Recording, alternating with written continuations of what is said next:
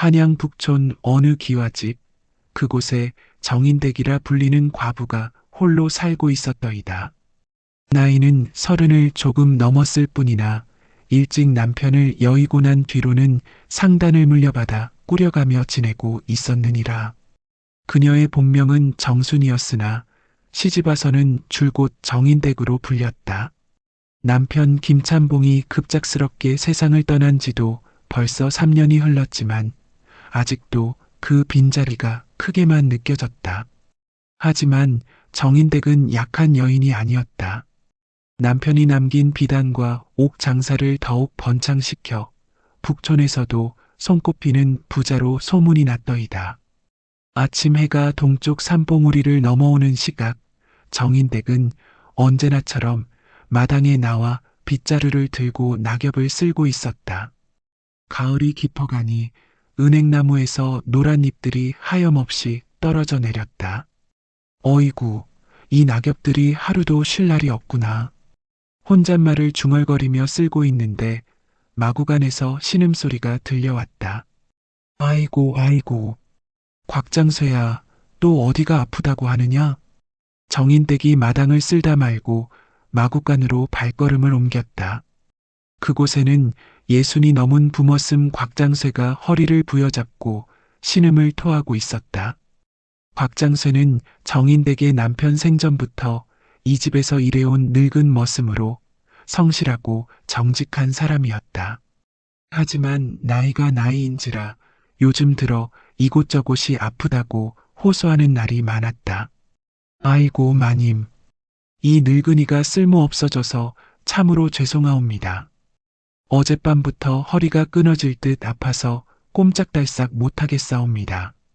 곽장쇠의 얼굴에는 고통이 역력했다.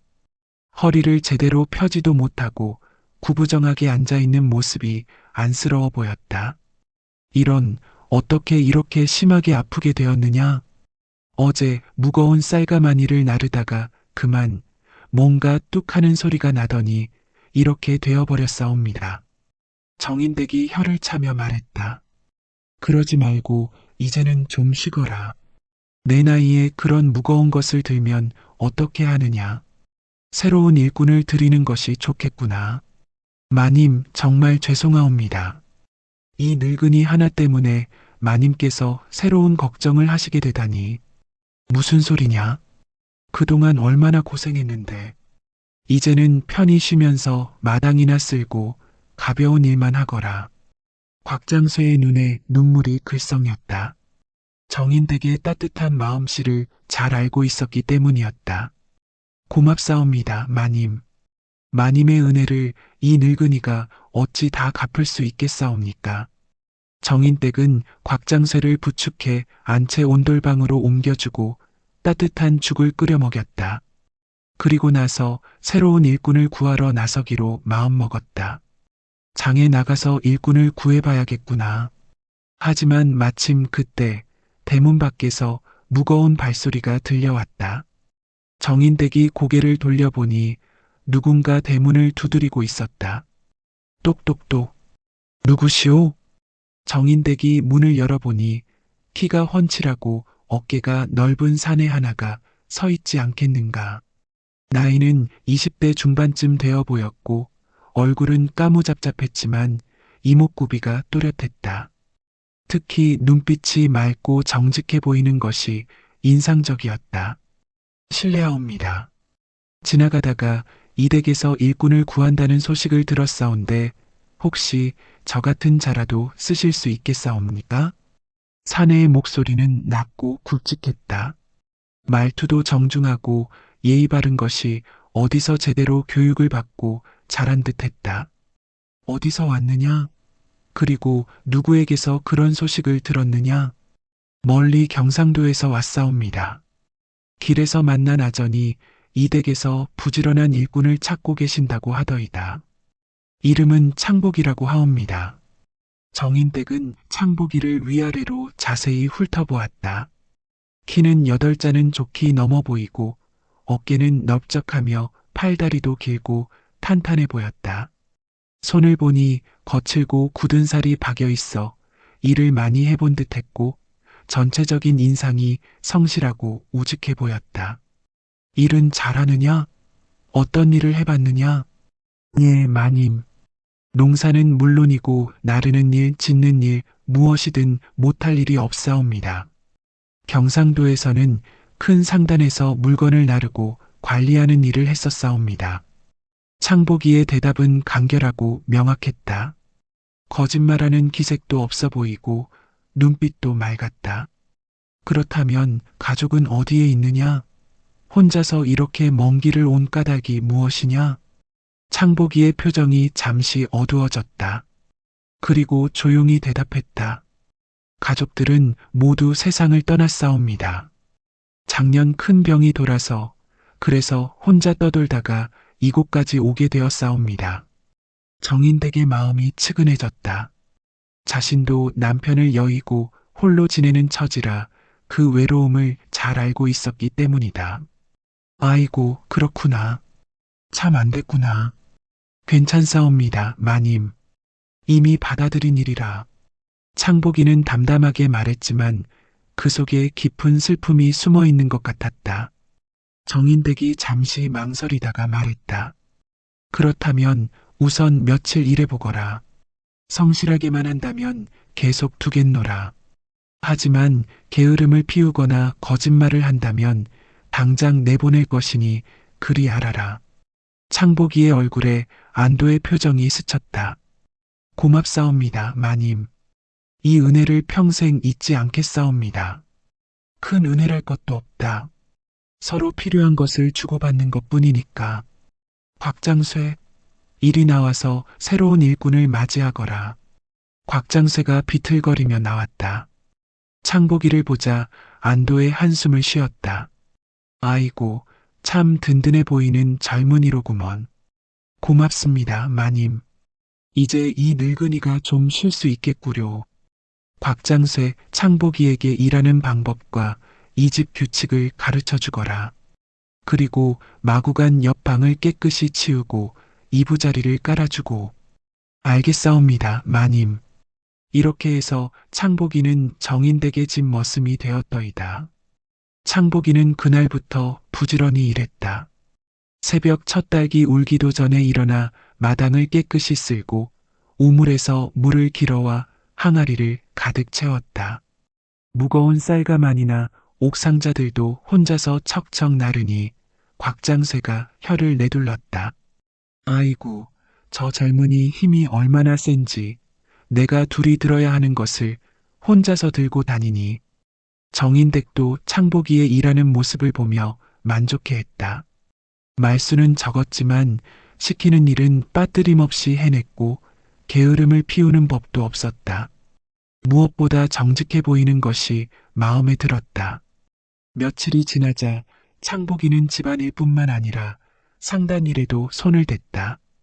정인댁이 옥을 골라내고 값을 매기는 일을 도왔고 손님들이 왔을 때 차를 대접하고 물건을 나르는 일도 했다.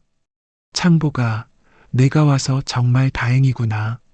일이 훨씬 수월해졌다. 과찬이옵니다, 마님. 이 모든 것이 마님의 은혜입니다. 창보기는 언제나 겸손하고 정중했다. 하지만 가끔씩 먼 곳을 바라보며 무언가 깊은 생각에 잠기는 모습을 보이기도 했다. 정인댁은 그럴 때마다 창보기에게 무슨 비밀이 있는 것은 아닐까 하는 생각이 들었지만 깊이 캐묻지는 않았다. 며칠이 더 지나고 무더운 여름날이었더이다. 장마가 끝나고 나니 날씨가 찜통같이 더워져서 사람들은 그늘을 찾아 숨어있기 바빴다. 정인댁은 안채마루에 앉아 부채질을 하며 장부를 정리하고 있었다. 오늘도 여러 손님들이 찾아와 옥을 사갔고 돈벌이가 제법 되었다. 하지만 이렇게 더운 날씨에는 집중하기가 어려웠다. 에휴, 이 더위가 언제까지 계속될까? 부채질을 하며 한숨을 쉬고 있는데 마당에서 찰방찰방 물소리가 들려왔다. 어머, 뭐하는 소리인가? 정인댁이 궁금해서 창문 너머로 살짝 고개를 내밀었다. 그런데 이게 웬일인가? 창복이가 우물가에서 저고리를 벗어던지고 차가운 우물물을 머리 위로 끼얹고 있지 않겠는가. 아이고 저런. 정인댁의 얼굴이 순간 붉어졌다. 창복이의 등과 어깨는 구릿빛으로 그을렸고 찬물이 흘러내리며 탄탄한 근육의 굴곡을 선명하게 드러내고 있었던 것이다. 넓은 어깨에서 시작해서 허리로 이어지는 선이 마치 조각상 같았고 물방울들이 등을 타고 흘러내리는 모습이 왠지 모르게 아찔했다. 내가 이게 무슨 짓인가. 정인댁은 황급히 고개를 돌리려 했지만 자꾸만 눈길이 그쪽으로 향했다. 남편이 죽고 난 뒤로 몇 년을 혼자 살아오며 깊이 묻어둔 여자로서의 감정들이 가슴 깊은 곳에서 꿈틀거리기 시작했더이다. 창복이는 물을 여러 번 끼얹고 나서 저고리를 다시 걸쳤다. 젖은 머리카락이 이마에 달라붙어 더욱 남성적으로 보였다. 그리고 우물가를 깨끗이 정리하고는 다른 일을 하러 갔다. 정인댁은 한참 동안 그 자리에 멍하니 앉아 있었다. 가슴이 두근거리고 얼굴이 화끈거렸다. 부채질을 해도 더위가 가시지 않았다. 정인댁, 정신 차려라. 너는 과부의 몸이거늘 이런 생각을 해서야 되겠느냐. 하지만 스스로를 다그쳐봐도 마음은 쉽게 진정되지 않았다. 창복이의 근육진 등허리가 자꾸만 눈앞에 어른거렸고 물방울이 흘러내리는 모습이 머릿속에서 떠나지 않았다. 그 이후로 정인댁은 자꾸만 창복이의 모습에 눈길이 갔다. 일하는 모습을 보면 든든해 보이고 무거운 것을 나를 때 팔뚝에 힘이 들어가는 것을 보면 왠지 모르게 가슴이 뛰었다. 말을 할 때는 낮은 목소리가 귀에 감기고 웃을 때는 하얀 이가 드러나는 것이 멋져 보였다. 어느 날 저녁 창복이가 늦게까지 마당에서 일하고 있었다. 정인댁이 차 한 잔을 들고 나갔다. 창복아, 이렇게 늦게까지 일하지 말고 이것이나 마시거라. 고맙사옵니다, 마님. 창복이가 차를 받아 마셨다. 목이 말랐던지 단숨에 들이켰다. 그 모습을 보니 왠지 기특하고 안쓰러웠다. 너무 무리하지 마라. 몸이 상하면 안 되니까. 괜찮사옵니다, 마님. 이 정도는 그래도 조심해야지. 몸이 자본 아니냐. 정인댁의 목소리에는 따뜻한 배려가 담겨 있었다. 창복이가 고개를 들어 정인댁을 바라보았다. 그 순간 둘의 시선이 마주쳤고 정인댁의 가슴이 다시 두근거렸다. 마님, 그렇게 챙겨주시니 고맙사옵니다. 당연한 일이다. 우리 집 사람인데. 우리 집 사람이라는 말을 하면서 정인댁 스스로도 놀랐다. 언제부터 창복이를 그렇게 생각하게 된 것일까? 그날 밤 정인댁은 잠을 이루지 못했다. 자꾸만 창복이의 눈빛이 떠올랐고 가슴 한편이 뜨거워졌다. 이런 마음이 혹시 다른 사람들에게 들킬까봐 걱정도 되었다. 이런 마음을 가져도 되는 것일까? 나는 과부의 몸인데, 하지만 마음이란 것이 자신의 뜻대로 되는 것은 아니었다. 날이 갈수록 창복이에 대한 관심과 애정이 커져만 갔다. 다음 날 정인댁은 일찍 일어나 창복이를 위해 특별히 정성스러운 아침상을 차렸다. 흰쌀밥에 나물 반찬, 그리고 직접 담근 김치까지. 창복아, 아침 드시거라. 이렇게 좋은 음식을 죄송하옵니다. 무슨 말이냐? 열심히 일하는데 잘 먹어야지. 창복이가 맛있게 먹는 모습을 보며 정인댁은 흐뭇해했다. 이런 작은 일상의 행복이 소중하게 느껴졌다. 마님이 해주시는 음식이 세상에서 제일 맛있습니다. 창복이의 진심 어린 칭찬에 정인댁의 얼굴이 환해졌다. 그렇게 말해주니 고맙구나. 앞으로도 맛있게 해주마. 고맙사옵니다. 이런 일상이 계속되면서 두 사람 사이에는 은근한 정이 흘렀다. 말로 표현하지는 않았지만 서로를 향한 마음이 조금씩 커져가고 있었더이다. 어느 날 오후 정인댁이 마루에서 바느질을 하고 있는데 창복이가 다가왔다. 마님 실례되지 않는다면 하나 여쭙고 싶은 것이 있사옵니다. 무엇이냐? 마님께서는 외롭지 않으십니까? 정인댁의 손이 멈췄다. 예상치 못한 질문이었다. 외롭다니? 혼자 지내시는 것이 힘들지 않으신가 해서요. 정인댁이 바늘을 내려놓고 창복이를 바라보았다. 그의 눈빛에는 진심 어린 걱정이 담겨 있었다. 외롭긴 하지, 하지만 어쩔 수 없는 일이니까. 저도 외롭습니다. 창복이의 목소리에는 쓸쓸함이 배어 있었다. 그렇겠구나. 혼자 먼 길을 와서. 하지만 이곳에 와서는 조금 덜 외로워졌습니다. 정인댁의 가슴이 뛰었다. 창복이의 말에 담긴 의미를 알 것 같았기 때문이다. 나도 내가 와서 집이 훨씬 활기차진 것 같다. 두 사람이 서로를 바라보았다. 말로는 표현하지 않았지만 서로의 마음을 조금씩 알아가고 있었다. 한 달이 더 지나고 어느덧 가을이 깊어갔다. 단풍이 붉게 물들고 국화향이 바람에 실려오는 계절이었다. 정인댁의 마음은 점점 더 창복이에게 기울어져 갔고 창복이 역시 정인댁을 바라보는 눈빛이 전과는 달랐다. 둘 사이에는 미묘한 긴장감이 흘렀다. 우연히 손이 스치기라도 하면 서로 움찔하며 얼굴을 붉혔고 시선이 마주치면 어색하게 고개를 돌렸다. 하지만 그런 순간들이 오히려 두 사람의 마음을 더욱 가깝게 만들고 있었다. 어느 가을 저녁, 달이 유난히 밝은 밤이었다. 정인댁이 혼자 술을 마시며 남편을 그리워하고 있었는데 문득 창복이가 생각났다.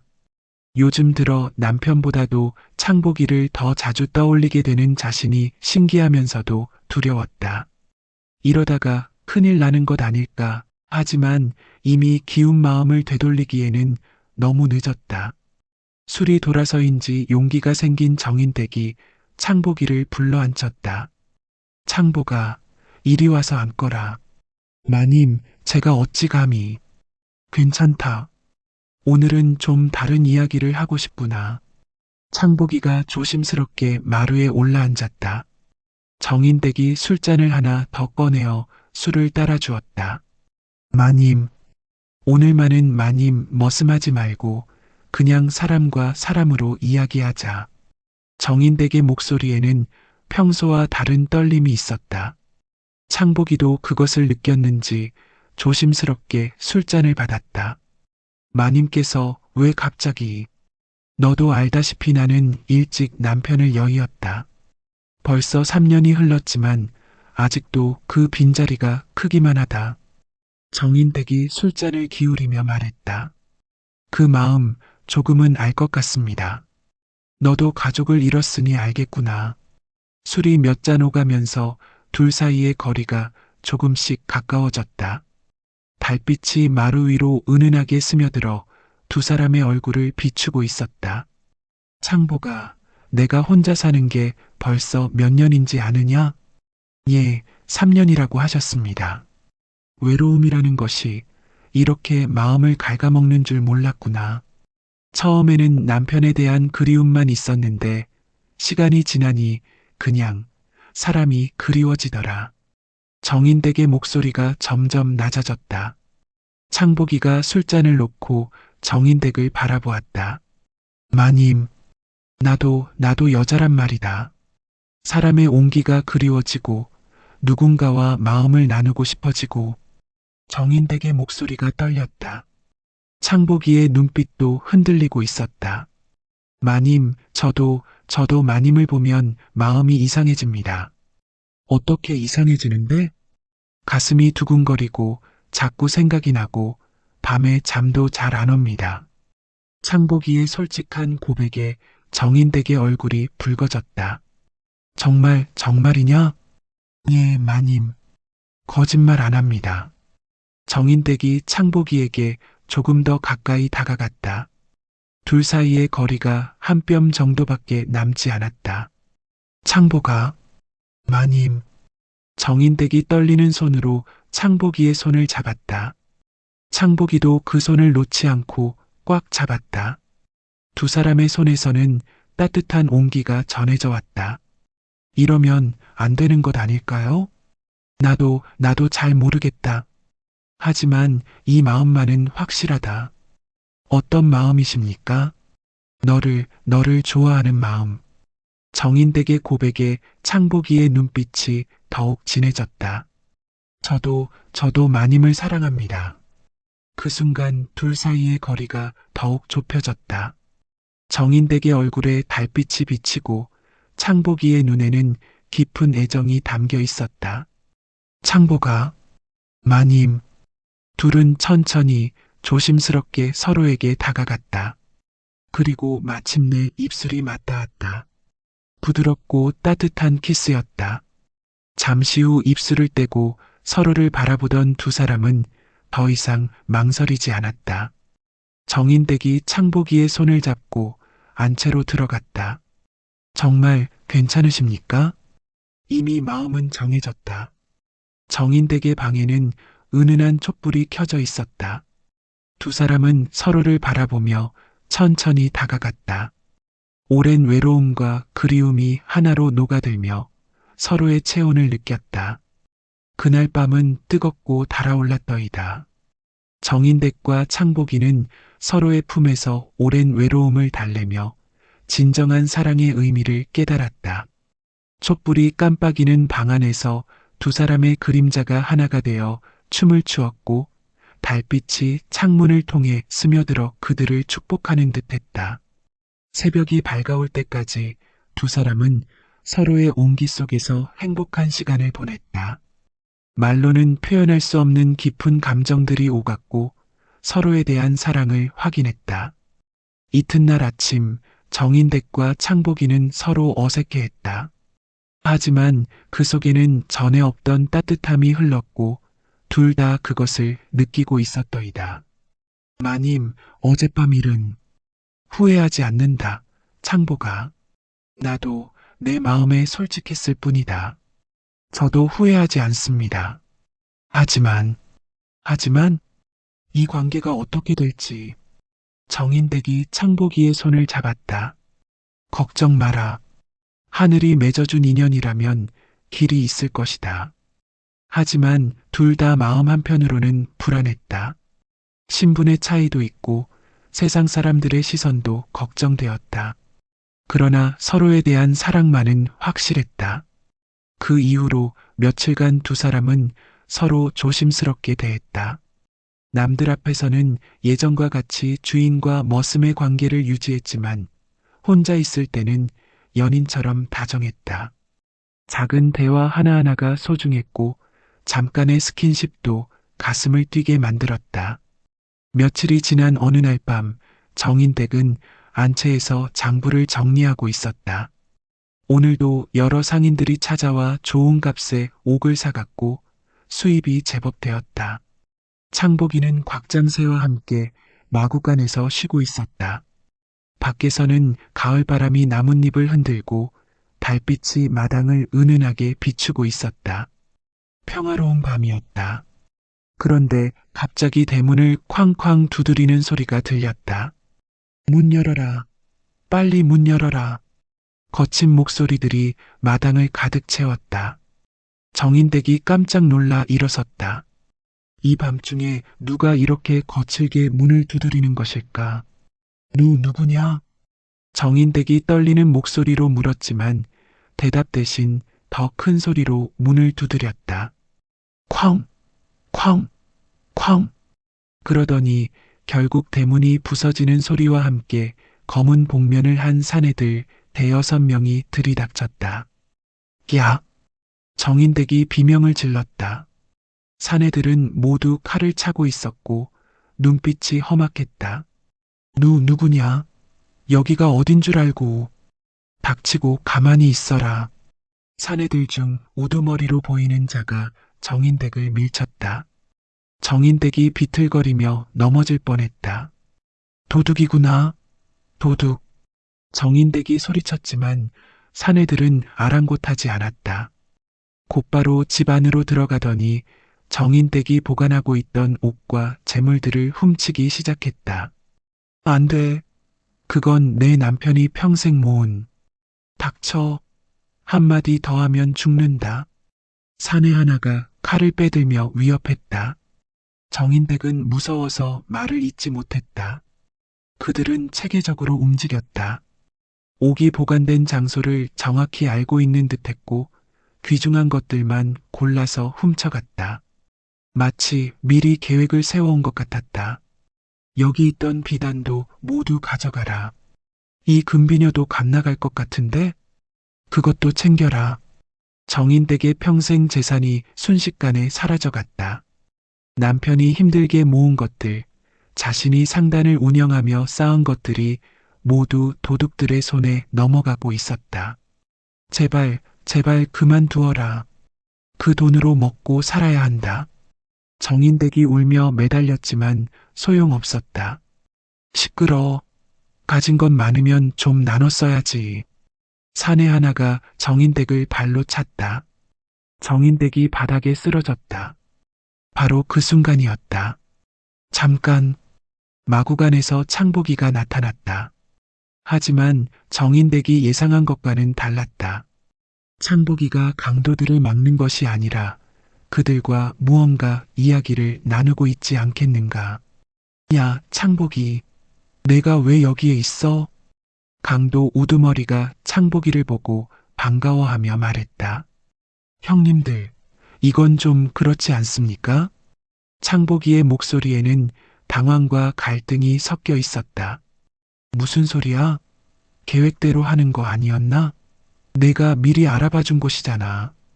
그렇긴 하지만 정인댁은 그 대화를 듣고 머리가 하얗게 변했다. 창보기가 이들과 한패라는 말인가? 미리 집안 사정을 알아봐 줬다는 말인가? 창보가 이게 무슨? 정인댁의 목소리가 떨렸다. 믿을 수 없었다.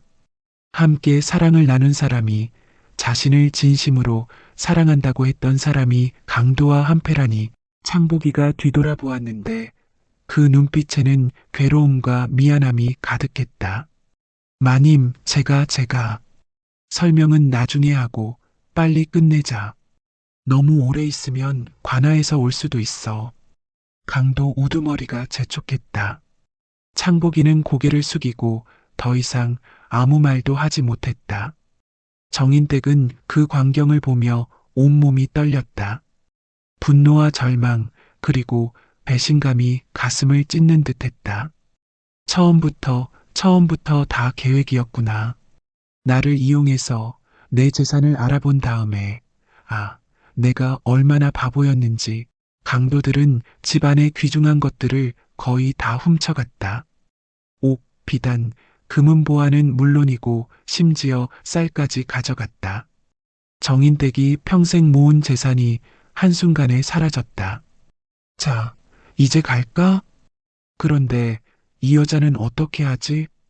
혹시 관아에 신고하면? 걱정 마. 증거도 없고 누가 믿겠어. 강도들이 비웃으며 떠나려 했다. 정인댁은 바닥에 주저앉아 멍하니 바라볼 뿐이었다. 창보가. 정인댁이 마지막으로 창보기를 불렀다. 창보기가 고개를 돌렸다. 왜 나에게 이런 짓을. 마님, 정말 죄송합니다. 창보기의 목소리도 떨리고 있었다. 하지만 이미 일은 벌어진 후였다. 강도들이 떠나고 난 뒤 정인댁은 한참 동안 그 자리에 주저앉아 있었다. 머릿속이 하얗게 변하고 현실감이 없었다. 이게 꿈인가? 악몽인가? 하지만 어수선해진 집안을 보니 모든 것이 현실이었다. 옥을 보관하던 상자들은 모두 비어 있었고 비단들도 사라졌다. 심지어 생활에 필요한 쌀과 돈까지 모두 없어졌다. 곽장쇠가 비틀거리며 나왔다. 마님, 무슨 일입니까? 이 소란이. 곽장쇠는 어수선해진 집안을 보고 깜짝 놀랐다. 도둑이 들었다. 이런, 그럼 창보기는 어디에? 바로 그때 창복이가 다가왔다. 정인댁이 그를 보자 분노가 치밀어 올랐다. 가까이 오지 마라. 마님, 말씀드릴 게 있사옵니다. 무슨 말을 더 하겠다는 거냐? 이미 다 봤다. 정인댁이 소리쳤다. 눈에는 눈물이 가득했고 몸은 분노로 떨리고 있었다. 곽장쇠가 상황을 파악하지 못하고 어리둥절해했다. 도대체 무슨 일입니까? 창복이가 강도들과 한패였어. 뭐라고요? 곽장쇠가 믿을 수 없다는 표정으로 창복이를 바라보았다. 마님, 제가 설명? 무슨 설명을 하겠다는 거냐?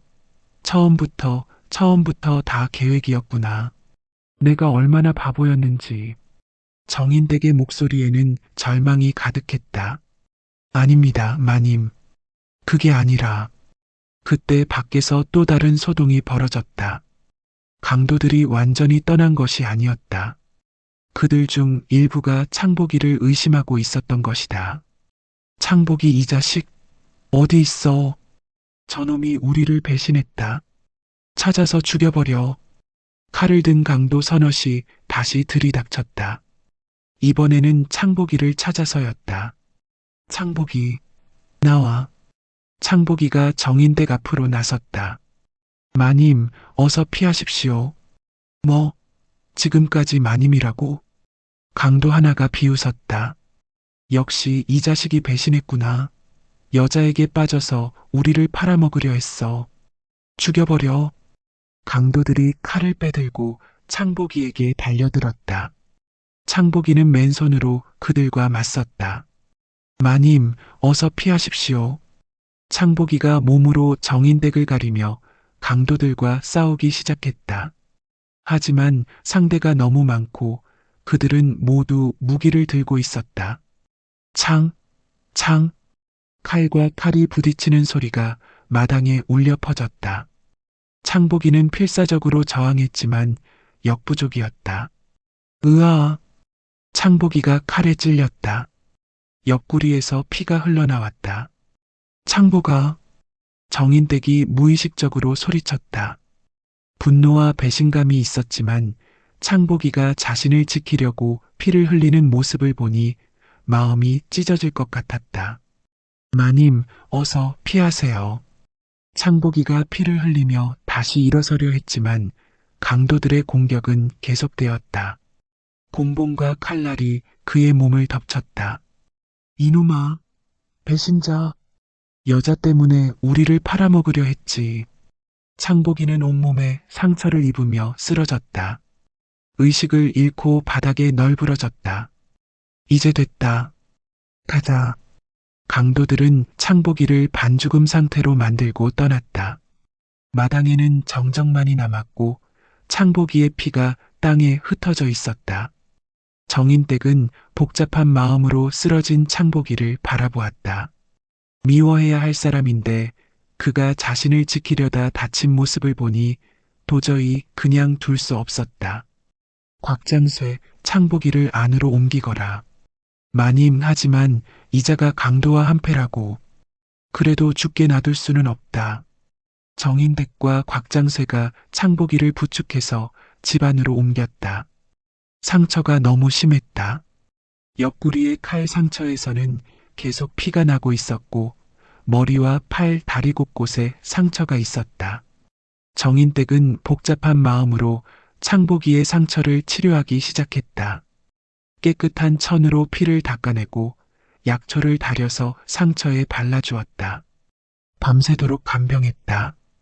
왜 내가 이런 짓을 하고 있는 걸까?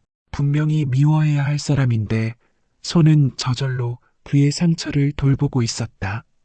창복이가 자신을 지키려다 다친 모습이 머릿속에서 떠나지 않았다. 이틀째 되는 날 창복이가 깨어났다. 마님, 깨어났구나. 정인댁의 목소리는 차갑고 쓸쓸했다. 창복이가 몸을 일으키려다가 고통스러워했다. 아직 움직이면 안 된다. 상처가 다시 벌어진다. 마님, 왜 저를 돌봐주십니까? 나도 잘 모르겠다. 정인댁이 솔직하게 대답했다. 마님, 제가 설명은 듣고 싶지 않다. 하지만 내가 강도들과 한패인 것도 날 속인 것도 다 봤다. 더 이상 무슨 말이 필요하냐? 창복이의 얼굴에 깊은 절망이 스쳤다. 마님, 정말 그게 아닙니다. 제가 됐다. 정인댁이 목소리를 높였다. 더 이상 거짓말하지 마라. 이미 목숨은 구해줬으니 더 할 말은 없다. 마님, 상처가 나으면 떠나거라. 다시는 내 앞에 나타나지 마라. 창복이가 말을 잇지 못했다. 정인댁의 마음이 이미 단단히 닫혀버린 것 같았다. 사흘을 더 간병한 끝에 창복이의 상처는 어느 정도 나았다. 일어나서 걸을 수는 있을 정도가 되었다. 이제 떠날 수 있겠느냐? 마님, 정말 한 번만 더 기회를. 안 된다. 정인댁의 목소리는 단호했다. 알겠사옵니다. 창복이가 비틀거리며 일어났다. 아직 상처가 완전히 낫지 않아서 걸음걸이가 불편했다. 마님, 언젠가는 제가 진심이었다는 걸 보여드리겠습니다. 그런 날은 오지 않을 것이다. 창복이가 고개를 숙이며 집을 나섰다. 정인댁은 그 뒷모습을 보며 눈물을 참았다. 전 재산을 잃고 사랑했던 사람에게 배신당하고 이제 정말 혼자가 된 것이다. 창복이가 떠나고 난 뒤 정인댁은 집에 혼자 앉아 현실을 받아들여야 했다. 모든 재산이 사라졌고 이제 먹을 것도 살 곳도 마땅치 않았다. 곧 집마저 빼앗길 판이었다. 마님, 이제 어떻게 하시겠습니까? 곽장쇠가 걱정스럽게 물었다. 모르겠다. 정말 모르겠다. 정인댁은 처음으로 절망에 빠졌다. 그로부터 보름이 지났다. 정인댁은 재산을 모두 잃고 결국 집마저 채권자들에게 빼앗겨 거리로 내몰렸다. 북촌의 화려한 기와집은 이제 남의 것이 되었고 정인댁은 입던 옷 한 벌과 약간의 동전만을 들고 거리를 헤매고 있었더이다. 이런 신세가 될 줄이야. 예전에는 비단 옷을 입고 고급스러운 음식을 먹었던 정인댁이었지만 이제는 낡은 옷을 입고 하루 한 끼조차 제대로 먹지 못하고 있었다. 곽장쇠는 고향으로 돌아갔고 정인댁은 정말로 혼자가 되었다. 가을비가 내리는 날 정인댁은 낡은 담벼락 밑에서 비를 피하며 울고 있었다. 화려했던 옷은 이제 낡고 더러워졌고 고운 피부는 거칠어졌다. 손톱도 깨어지고 머리카락도 윤기를 잃었다. 아, 정말 이게 내 운명인가. 눈물이 빗물과 함께 뺨을 타고 흘러내렸다. 먹을 것도 없고 잘 곳도 없었다. 이대로 가다가는 길거리에서 죽을 수도 있겠다는 생각이 들었다. 차라리 죽는 게 나을까 절망적인 생각이 머리를 스쳐갔다. 하지만 그래도 삶에 대한 의지를 완전히 놓을 수는 없었다. 그런데 갑자기 누군가가 다가오는 발소리가 들렸다. 마님. 정인댁이 고개를 들어보니 창복이가 서 있었다.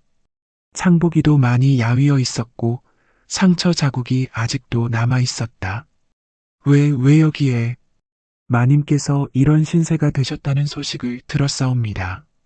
그래서 뭘 어쩌자는 것이냐? 비웃으러 왔느냐? 정인댁의 목소리에는 절망과 분노가 섞여 있었다. 하지만 창복이는 무릎을 꿇고 땅에 머리를 박았다. 마님, 제발 한 번만 더 기회를 주십시오. 제가 모든 걸 되돌려드리겠사옵니다. 무슨 소리냐? 이미 다 끝난 일 아니냐? 아닙니다. 끝나지 않았습니다. 제가 왜 그런 일에 연루되었는지 진짜 이유를 말씀드리겠사옵니다. 그리고 빼앗긴 것들을 모두 되찾아드리겠사옵니다. 창복이의 눈에는 진실한 간절함이 있었다. 정인댁은 한참을 바라보다가 말했다. 내가 왜 너를 다시 믿어야 하느냐? 한 번 속인 사람을 어떻게 다시 믿으라는 거냐? 믿지 마십시오. 다만 지켜봐 주십시오. 제가 진심인지 거짓인지를. 그래서 우선 비를 피할 곳부터 마련해 드리겠습니다. 그리고 따뜻한 음식도. 정인댁은 갈등했다. 이미 한 번 배신당했는데 또다시 속을 수는 없었다. 하지만 지금 그녀에게는 갈 곳도 의지할 곳도 없었다. 이 비를 맞고 있다가는 정말 병에 걸려 죽을 수도 있었다. 좋다 하지만 다시 속인다면 그때는 정말 끝이다. 나도 가만히 있지 않을 것이다. 창복이가 안도의 한숨을 쉬었다. 고맙사옵니다, 마님. 절대 후회시켜드리지 않겠습니다. 창복이는 정인댁을 자신이 임시로 머물던 초가로 데려갔다. 성박 외진 곳에 있는 초라한 오두막이었다. 기와집과는 비교도 안 되게 작고 낡았지만 그래도 비는 피할 수 있었다. 여기서 좀 쉬십시오. 제가 먹을 것을 구해오겠사옵니다. 창복이가 나간 사이 정인댁은 초가 안을 둘러보았다. 정말 초라한 곳이었다. 이부자리도 낡고 가구라고 해봐야 낡은 상 하나와 실엉 하나뿐이었다. 그래도 따뜻했고 비를 피할 수 있어서 그나마 다행이었다. 내가 이런 곳에서 살게 될 줄이야. 예전 같으면 이런 곳은 쳐다보지도 않았을 텐데 이제는 이곳조차 고마웠다. 한참 후 창복이가 돌아왔다. 따뜻한 죽과 나물 반찬을 가져왔다. 많지는 않지만 드세요. 정인댁은 며칠 만에 따뜻한 음식을 먹었다. 맛은 없었지만 그래도 목숨을 부지할 수 있었다. 고맙다. 천만의 말씀입니다. 창보가, 예, 마님. 내가 정말 강도였다면 왜 나를 지키려 했느냐? 그때 다 죽을 뻔했잖느냐? 창복이가 잠시 망설이다가 대답했다. 마님을 진심으로 사랑했기 때문입니다. 그럼 왜 처음부터 강도들과? 그건 내일 모든 걸 말씀드리겠사옵니다. 지금은 너무 피곤하신 것 같으니 쉬세요. 정인댁은 더 이상 묻지 않았다. 정말 피곤했고 오늘 하루만이라도 편히 쉬고 싶었다. 그 밤 두 사람은 초라한 초가에서 나란히 누워 있었다. 예전의 화려함은 없었지만 서로의 체온을 느끼며 조금의 위로를 얻었더이다. 마님, 춥지 않으십니까? 괜찮다. 이불을 더 덮으세요. 창복이가 자신의 이불을 정인댁에게 덮어주었다.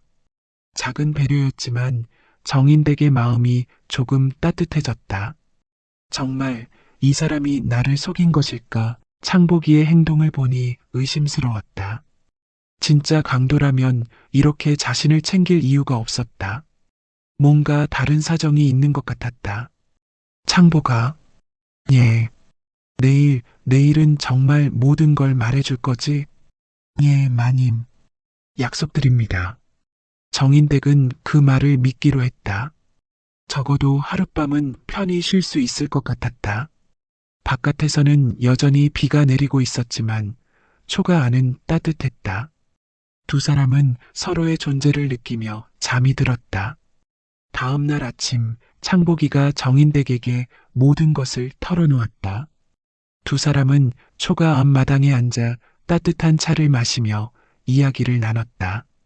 마님, 이제 정말로 모든 걸 말씀드리겠사옵니다. 그래라. 정인댁이 찬 목소리로 대답했다. 아직도 완전히 믿는 것은 아니었다. 사실 저는 처음부터 강도가 아니었사옵니다. 그럼 뭐였단 말이냐? 저는 좌포도청에서 일하는 관리였사옵니다. 정인댁이 깜짝 놀란 표정을 지었다. 좌포도청? 그럼 관리라는 말이냐? 예. 정확히는 금호랑이라는 직책이었사옵니다. 금호랑은 좌포도청에서 특수임무를 담당하는 관리였다. 주로 잠입수사나 비밀수사를 맡았다. 그럼 왜 강도들과? 한양 일대에서 부자들을 털어가는 강도떼가 있다는 신고를 받았사옵니다. 그런데 이들이 단순한 강도가 아니었습니다. 너무 체계적이고 정보도 정확했습니다. 배후에 큰 인물이 있다고 판단하고 저를 잠입시킨 것이었습니다. 창복이가 계속 설명했다. 저는 강도들 사이에 잠입해서 그들의 정보를 수집하고 있었습니다. 그런데 마님을 만나게 되었습니다. 창복이의 목소리가 부드러워졌다. 처음에는 정말 임무의 일환이었습니다. 강도들이 마님 댁을 다음 목표로 정했다고 해서 미리 정보를 수집하라고 했거든요. 정인 댁의 얼굴이 굳어졌다. 역시 처음부터 나를 이용하려고. 아닙니다. 그건 정말 아닙니다. 창복이가 급히 손을 저었다. 처음에는 그럴 생각이었습니다. 하지만 마님을 만나보니 마님이 얼마나 선량하고 외로운 분인지 알게 되었습니다. 그리고 진심으로 사랑하게 되었습니다. 창복이의 눈빛이 진실해 보였다. 그래서 갈등했습니다.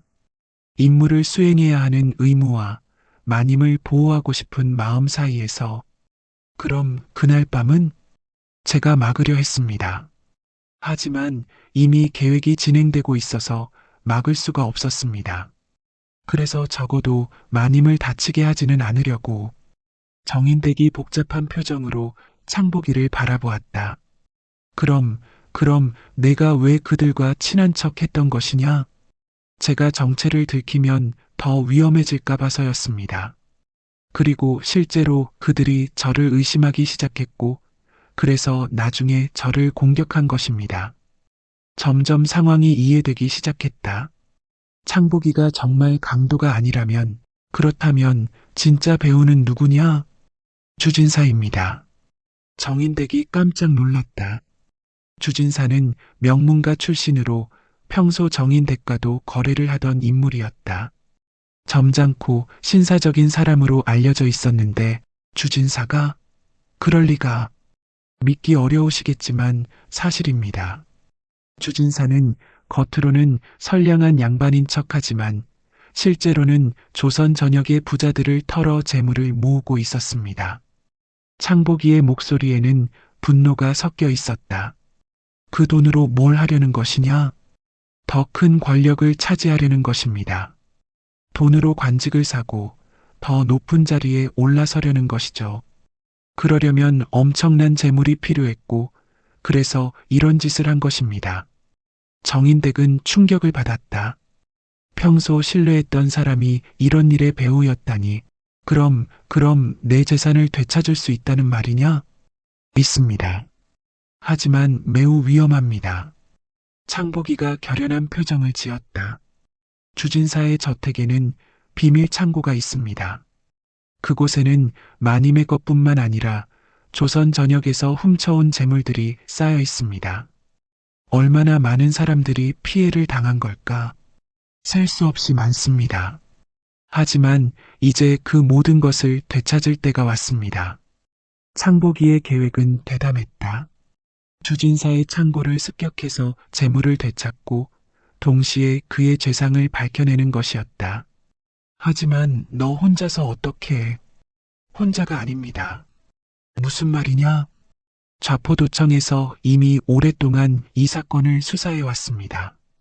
충분한 증거가 모이면 일거에 체포할 계획이었는데 제가 정체가 발각되면서 계획에 차질이 생겼습니다. 그럼 이제는 다른 방법을 써야 합니다. 피해를 당한 사람들을 모두 모으는 것입니다. 창복이의 눈빛이 불타올랐다. 마님께서 피해를 당했듯이 조선 전역에 그런 사람들이 수없이 많습니다. 그들이 모두 힘을 합친다면. 정인댁도 점점 이해하기 시작했다. 그렇구나. 혼자서는 할 수 없지만 모두가 힘을 합치면. 그렇습니다. 그리고 저에게는 주진사의 약점을 잡을 수 있는 방법이 있습니다. 어떤 방법이냐? 주진사가 정기적으로 강도들과 만나는 장소와 시간을 알고 있습니다. 그때를 노리는 것입니다. 정인댁의 마음에 희망이 싹트기 시작했다. 잃었던 것들을 되찾을 수 있다는 가능성이 보였다. 정말 가능할까? 각오는 했습니다. 마님께 진짜 사랑을 보여드리고 싶습니다. 그리고 이 모든 일을 바로잡고 싶습니다. 그날 밤 창복이는 혼자 주진사의 저택 근처로 향했다. 먼저 정찰을 하기 위해서였다. 달빛 아래 그림자처럼 움직이며 경비들을 피해 창고 위치를 확인했다. 주진사의 저택은 규모가 컸다. 본체 외에 여러 부속 건물들이 있었고 그 중 하나가 비밀 창고였다. 창고 주변에는 무장한 경비들이 서 있었다. 역시 쉽지 않겠구나. 하지만 창복이는 포기할 생각이 없었다. 정인댁에게 진실을 보여주고 싶었고 무고한 백성들을 위해서도 이 일을 꼭 해내고 싶었다. 창고 안을 들여다볼 기회가 생겼다. 경비가 잠깐 자리를 비운 사이 담을 넘어 들어갔다. 창고 안에는 정말로 엄청난 양의 보물들이 쌓여 있었다. 금은 보화는 물론이고 각종 옷과 비단, 그리고 곡식까지 모든 것이 질서정연하게 정리되어 있었다. 이 모든 것이 선량한 백성들에게서 빼앗은 것이로구나. 창복이는 분노를 참으며 정인댁의 물건들을 찾았다. 다행히 아직 다른 곳으로 옮기지 않았는지 쉽게 찾을 수 있었다. 정인댁의 옥상자와 비단 보따리를 조심스럽게 꺼냈다. 하지만 모든 것을 가져갈 수는 없었다. 너무 양이 많고 혼자서는 역부족이었다. 일단 가장 중요한 옥들만 가져가기로 했다. 작지만 값나가는 것들로 선별해서 품에 숨겼다. 그런데 갑자기 발소리가 들렸다. 누구야? 경비가 돌아온 것이다. 창복이는 재빨리 몸을 숨겼지만 이미 들킨 상황이었다. 침입자다. 잡아라. 도둑이야. 주진사의 부하들이 우르르 몰려왔다. 창복이는 담을 넘어 도망쳤다. 뒤에서 추격이 이어졌다. 저놈을 잡아라. 놓치면 안 된다. 치열한 추격전이 벌어졌다. 창복이는 지붕에서 지붕으로 뛰어다니며 필사적으로 도망쳤다. 몸에는 옥들이 들어있어서 움직임이 불편했지만 포기할 수 없었다. 마침내 추격을 따돌리고 초가로 돌아왔다.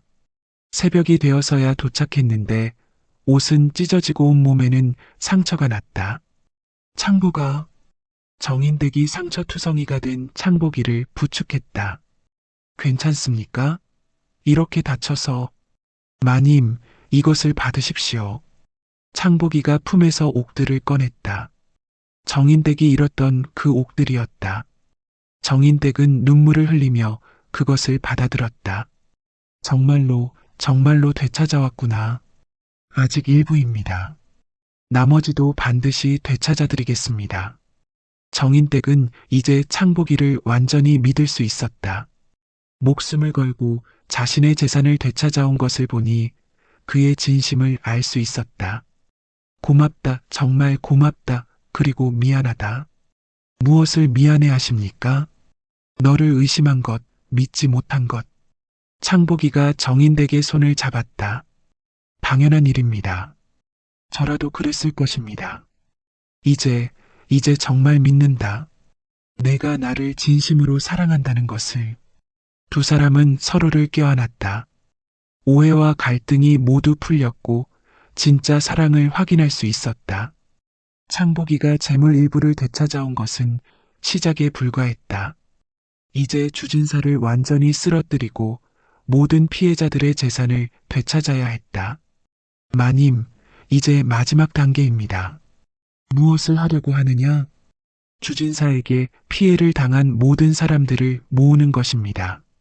창복이와 정인댁은 계획을 세웠다. 한양 곳곳은 물론이고 지방까지 주진사의 강도들에게 피해를 당한 사람들에게 소식을 전하는 것이었다. 먼저 정인댁이 직접 나서서 북촌 일대의 상인들을 만났다. 평소 알고 지내던 사람들이라 이야기가 통했다. 정인댁, 그런 일이 있었나? 내 집도 털렸는데 그게 주진사 짓이었다고?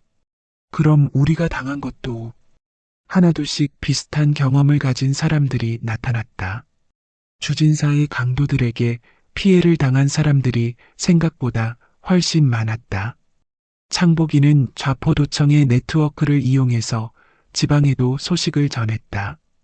경기도, 충청도, 경상도까지 주진사의 악행이 미친 범위는 상상을 초월했다. 며칠 뒤 놀라운 일이 벌어졌다. 한양으로 사람들이 몰려온 것이다. 수백 명의 사람들이 정인댁의 초가 앞에 모여들었다. 우리 가게를 털어간 것도 주진사 짓이었소? 내 농사짓는 미천을 빼앗긴 것도 그자 때문이었구먼. 그놈 때문에 우리 식구들이 굶주렸다. 그놈을 잡아야겠소. 백성들의 분노가 하늘을 찔렀다. 모든 사람들이 주진사에게 피해를 당한 경험이 있었다. 어떤 사람은 평생 모은 돈을 잃었고, 어떤 사람은 장사할 미천을 빼앗겼다. 심지어 먹을 쌀까지 털린 사람도 있었다. 정인댁이 나서서 말했다. 여러분, 우리가 힘을 합치면 주진사 같은 악인도 처벌할 수 있습니다. 그렇소. 함께 싸웁시다. 우리가 뭉치면 못할 일이 없소. 창복이가 구체적인 계획을 설명했다. 주진사는 이틀 후 밤에 강도들과 비밀 회의를 합니다. 그곳에는 훔친 재물들을 나누는 장부와 앞으로의 계획이 모두 있을 것입니다. 그럼 그때를 노리는 거요? 맞습니다. 하지만 우리만으로는 부족합니다. 관아의 도움이 필요합니다. 창복이는 좌포도청과 연락을 취했다. 그동안 수집한 증거들과 증인들이 있으니 이제 본격적으로 수사에 나설 때가 되었다는 것이었다. 좌포도청에서도 오랫동안 기다려온 기회입니다. 결정적 순간에 현장에서 잡는다면 완벽한 증거가 될 것입니다. 이틀 후 드디어 작전이 시작되었다. 해가 지고 달이 떠오르자 수백 명의 백성들이 횃불을 들고 주진사의 저택을 포위했다. 정인댁과 창복이가 앞장섰다. 멀리서 좌포도청의 관리들도 지켜보고 있었다. 적절한 타이밍에 개입할 준비를 하고 있었다. 주진사, 나와라. 정인댁이 큰 소리로 외쳤다. 내가 저지른 죄를 벌받을 때가 왔다. 주진사의 저택 안이 술렁거렸다. 이런 상황을 예상하지 못했던 것이다. 뭔 소리요? 이게 무슨 짓이오? 주진사가 부랴부랴 나왔다. 평소의 위세는 온데간데 없고 창백한 얼굴로 떨고 있었다. 무슨 짓이냐고? 내가 지금까지 저지른 일들을 되갚아주는 것이다. 나는 아무것도. 아직도 발뺌하느냐? 창복이가 앞으로 나섰다. 손에는 증거 서류들이 들려 있었다. 여기 모든 증거가 있다. 내가 강도들과 짜고 조선 전역의 백성들을 털어온 증거들이. 백성들이 웅성거렸다. 역시 그놈이 원흉이었구먼. 나쁜 놈. 벌을 받아야 해. 우리가 얼마나 고생했는데. 주진사는 더 이상 변명할 수 없었다. 증거가 너무나 명확했기 때문이다. 장부, 편지, 그리고 수많은 목격자들. 좋다, 내가 했다. 하지만 나 혼자만의 짓이 아니었다. 주진사가 마지막 발악을 했다. 더 큰 인물들이 뒤에 있었어. 나는 그저 실무를 담당한 것뿐이야. 하지만 백성들은 더 이상 듣지 않았다.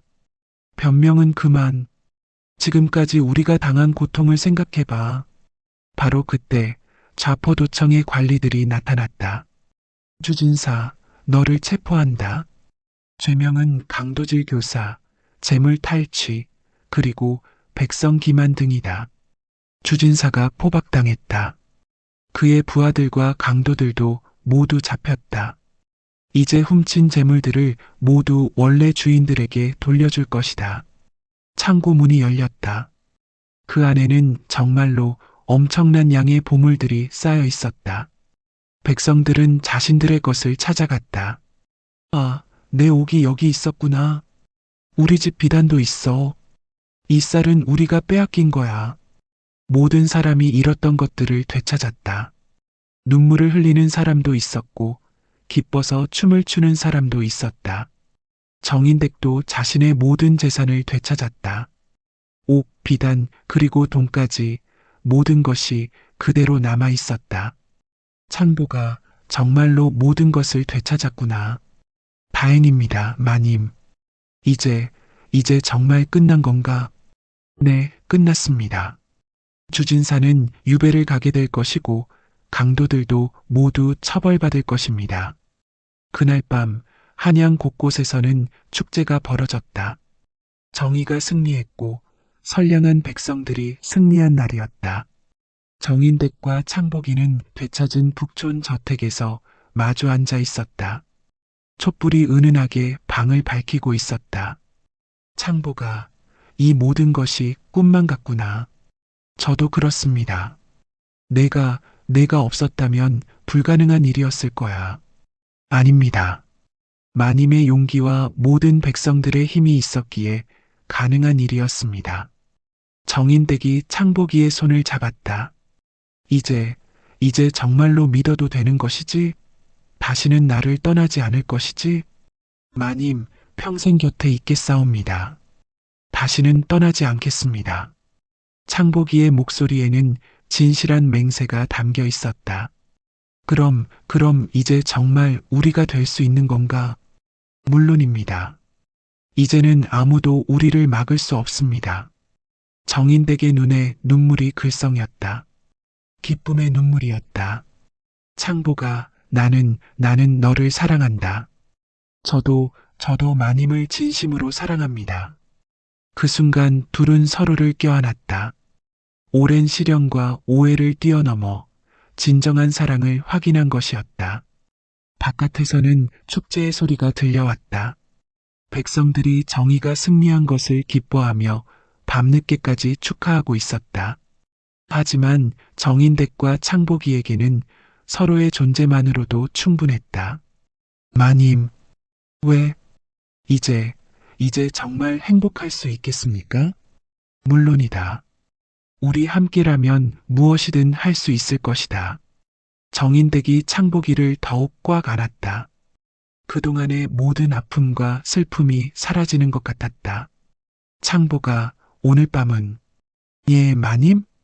오늘 밤은 우리가 진짜로 하나가 되는 밤이다. 창복이의 얼굴이 붉어졌다. 정인댁의 의미를 알 수 있었다. 마님, 정말로. 그래. 이제는 아무것도 우리를 가로막을 수 없다. 촛불이 깜빡이는 방 안에서 두 사람은 천천히 서로에게 다가갔다. 이번에는 그 어떤 의심도 망설임도 없었다. 순수한 사랑만이 있을 뿐이었다. 그날 밤은 전보다 더욱 뜨겁고 달아올랐더이다. 정인댁과 창복이는 서로의 품에서 진정한 사랑의 완성을 이뤘다. 모든 오해가 풀리고 모든 시련을 이겨낸 후의 사랑은 그 어떤 것보다도 깊고 진실했다. 달빛이 창문을 통해 스며들어 두 사람을 축복하는 듯했다. 촛불의 그림자가 벽에 춤추며 두 사람의 행복한 모습을 비추고 있었다. 새벽이 밝아올 때까지 두 사람은 서로의 온기 속에서 행복한 시간을 보냈다. 말로는 표현할 수 없는 깊은 감정들이 오갔고 영원한 사랑을 맹세했다. 창보가 예, 마님. 앞으로도 계속 나와 함께 할 거지? 물론입니다. 평생 마님만을 모시겠습니다. 그럼 이제 정말 가족이 되는 건가? 창복이가 정인댁의 손에 입맞춤했다. 이미 가족입니다. 이렇게 해서 정인댁과 창복이의 기구한 인연은 행복한 결말을 맞게 되었더이다. 악한 주진사는 유배형에 처해져 멀리 귀양을 가게 되었고 그의 부하들과 강도들도 모두 엄중한 처벌을 받았다.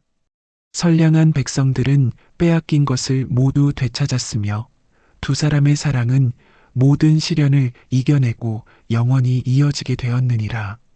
그 후로 정인댁과 창복이는 정식으로 혼례를 올리고 함께 상단을 운영하며 행복하게 살았다.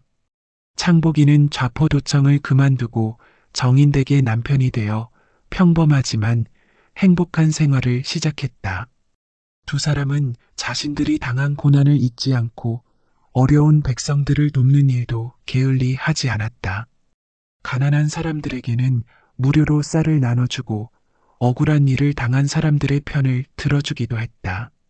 정인댁은 창복이와의 사이에서 아들 둘, 딸 하나를 낳아 기르며 더욱 행복한 나날을 보냈다. 아이들은 모두 부모의 선량한 성품을 닮아 착하게 자랐다. 창복이는 평생 정인댁만을 사랑했고 정인댁도 창복이 외에는 다른 남자를 생각해 본 적이 없었다. 두 사람의 사랑은 나이가 들어도 변하지 않았고 백발이 될 때까지 서로를 아끼며 살았다. 마을 사람들은 이 부부를 보며 진짜 사랑이란 저런 것이구나라고 감탄했다. 시련을 함께 이겨낸 사랑, 서로를 위해 목숨도 바칠 수 있는 사랑의 모범이었다. 정인댁이 70이 되던 해 병석에 누워 창복이의 손을 잡고 말했다. 창복아, 내 평생 너를 만난 것이 가장 큰 행복이었다.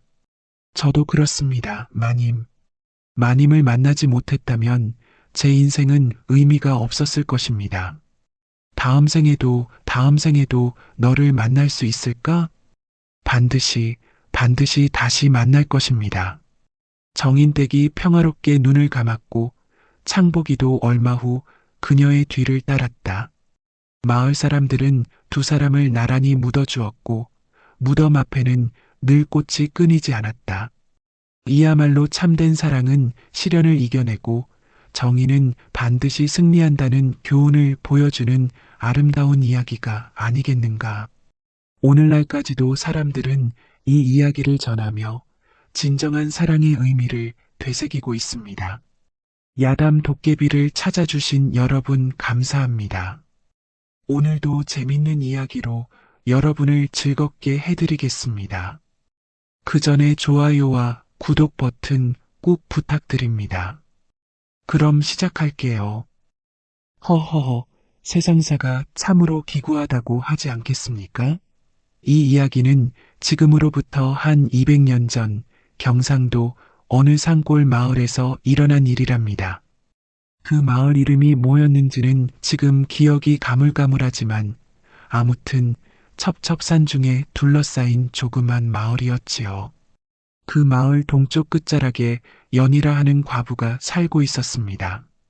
어이구, 그 인생사가 얼마나 구슬프겠습니까? 25 꽃다운 나이에 남편 김서방을 하늘나라로 떠나보내고는 벌써 20해째 홀로 지내고 있었답니다. 연희의 남편 김서방은 참 착한 사람이었지요. 마을에서도 인심 좋고 부지런하기로 소문났던 사람이었는데 어느 해 겨울산에서 나무하다가 그만 나무에 깔려서 세상을 떠나고 말았답니다. 아이고, 그때 연희의 울음소리가 얼마나 처절했는지 마을 사람들이 모두 같이 울었다고 하더군요. 중필아, 오늘도 고생이 많구나. 가을 들녘에 노란 벼이서리가 일렁이는 어느 오후 연희는 마당에서 볏짚을 엮고 있는 머슴 중필에게 말을 건넸습니다. 중필은 30을 갓 넘긴 청년으로 연희 곁에서 벌써 10년째 머슴살이를 하고 있었지요. 이 중필이라는 청년, 참 기구한 사연이 있답니다. 어려서 부모를 잃고 이 마을 저 마을 떠돌다가 연인의 집에 정착한 것이지요. 처음에는 그저 끼니나 때우려고 왔는데 연희의 인정 많은 성품에 마음이 끌려서 계속 머물게 되었답니다. 아이 마님, 무슨 고생이 별거 있겠습니까? 마님께서 늘 잘 챙겨주시는데요. 중필의 얼굴에 수줍은 미소가 번져났습니다. 사실 중필은 연희를 마음속 깊이 우러러보고 있었거든요.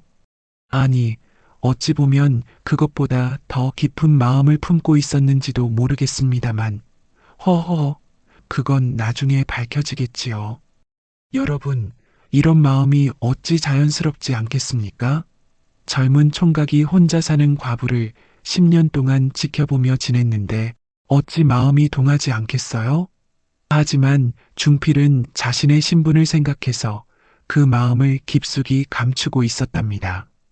그런데 마님, 벌써 가을이 되었는데 올해도 최진사 댁에 소를 빌리러 가셔야 하지 않겠습니까? 중필의 말에 연희의 얼굴이 살짝 어두워졌습니다. 매년 이맘때면 별을 털기 위해 최진사 댁에 소를 빌려야 했거든요. 그런데 올해는 왠지 마음이 내키지 않았답니다. 그러게, 올해는 어찌해야 할까? 연희가 한숨을 내쉬며 말했습니다. 사실 작년에 최진사 부인이 찾아와서 한 이야기가 자꾸 마음에 걸렸거든요. 연인의 집은 마을에서도 가장 가난한 축에 속했습니다. 남편이 죽고 나서 논밭도 반 이상 팔아버렸고, 이제 남은 건 작은 논 2마지기와 밭 서너 떼기 뿐이었지요. 그나마 중필이 성실하게 농사를 지어주어서 끼니는 이어갈 수 있었답니다. 마님, 저번에 이웃 마을에서 소를 빌려보자고 했는데 어떠실까요? 중필이 조심스럽게 제안했습니다. 사실 중필도 최진사라는 사람이 마음에 들지 않았거든요. 직접 본 적은 없지만 마을 사람들 사이에 도는 소문이 좋지 않았으니까요. 이웃 마을이라 그것도 멀고 또 우리를 모르는 사람들이 소를 빌려줄까? 한번 알아봐 드리겠습니다. 아는 사람이 있어서. 아니다, 중필아. 그동안 최진사 댁에서 많은 신세를 졌는데 갑자기 다른 곳으로 가면 체면이 서지 않는다. 연희는 고개를 저었습니다. 사실 마음 한구석에서는 무언가 불안한 기운을 느끼고 있었지만 그것이 무엇인지 명확하게 알 수는 없었지요. 그때 마당 한구석에서 닭들이 꼬꼬댁거리며 모이를 쪼고 있었습니다. 연희는 그 모습을 보며 문득 생각에 잠겼어요. 중필아, 우리도 저 닭들처럼 평범하게 살 수만 있다면 얼마나 좋을까? 마님 말씀이 무슨 뜻인지 아무것도 아니야. 그냥 하는 소리다. 하지만 연희의 마음속에는 어떤 예감이 스물스물 올라오고 있었답니다. 바로 그때였습니다. 대문 밖에서 여자 목소리가 들려왔지요. 연희야, 연희야. 나야, 최진사 댁 마누라. 어머, 마누라님이 오셨네요. 연희가 급히 일어나 치마를 털고 대문을 열었습니다. 최진사 부인이 얼굴이 상기된 채 들어섰습니다. 나이는 연희와 비슷했지만 부잣집 마누라답게 옷차림이 번듯했지요. 어이구, 무슨 일로 이렇게. 아이고, 연희야. 나 정말 미치겠다. 최진사 부인이 연희의 손을 꽉 잡으며 말했습니다. 그 손이 얼마나 차가웠는지 연희가 깜짝 놀랄 정도였답니다. 우리 영감이 또 무슨 짓을 했는지 알겠니? 어제는 방앗간 댁 며느리한테 추파를 던지고 그저께는 주막집 아낙네 엉덩이를 툭툭 치며 웃어댔다는 거야. 어머나, 그게 정말입니까? 정말이고 말고 마을 사람들이 모두 수군거리고 있어. 나는 얼굴을 들고 다닐 수가 없겠더라. 최진사 부인의 목소리에는 분노와 절망이 뒤섞여 있었습니다. 결혼한 지 20년이 넘었는데 남편의 이런 행동 때문에 속이 끓어오른다는 것이지요. 여러분, 이 최진사라는 양반이 어떤 인물인지 자세히 말씀드려야겠습니다. 나이는 50을 넘겼건만 철이 없기로는 마을에서 둘째가라면 서러워할 정도였답니다. 집안은 부유하고 학식도 있었지만 그 품행이라는 게 정말 말이 아니었지요. 최진사의 본명은 최성달이었습니다. 젊었을 때는 그런대로 점잖은 선비였는데 나이가 들면서 점점 이상해진 것이지요. 특히 40을 넘기면서부터는 젊은 여자들을 보면 눈이 번쩍 뜨고 온갖 핑계를 대며 접근하려 했답니다. 그래서 내가 뭐라고 했는지 알겠니? 영감, 이제 그만하오. 나이가 몇 살인데 아직도 그런 짓을 하고 다니오? 했더니 뭐라고 하겠니? 최진사 부인의 목소리가 점점 높아졌습니다. 여편 내가 무얼 안다고 나서느냐? 나는 아직 젊다. 이러면서 큰 소리를 치더라고. 어휴, 정말 골치 아프시겠어요. 연희가 위로의 말을 건넸습니다. 그런데 마음 한구석에서는 불안한 마음이 스멀스멀 올라왔지요. 혹시 자신도 그 최진사의 눈에 띄지나 않을까 하는 걱정이 말입니다. 연희야, 솔직히 말하면 나는 그 영감이 너무 미워. 처음에는 그래도 남편이니까 참았는데 이제는 정말 한계야.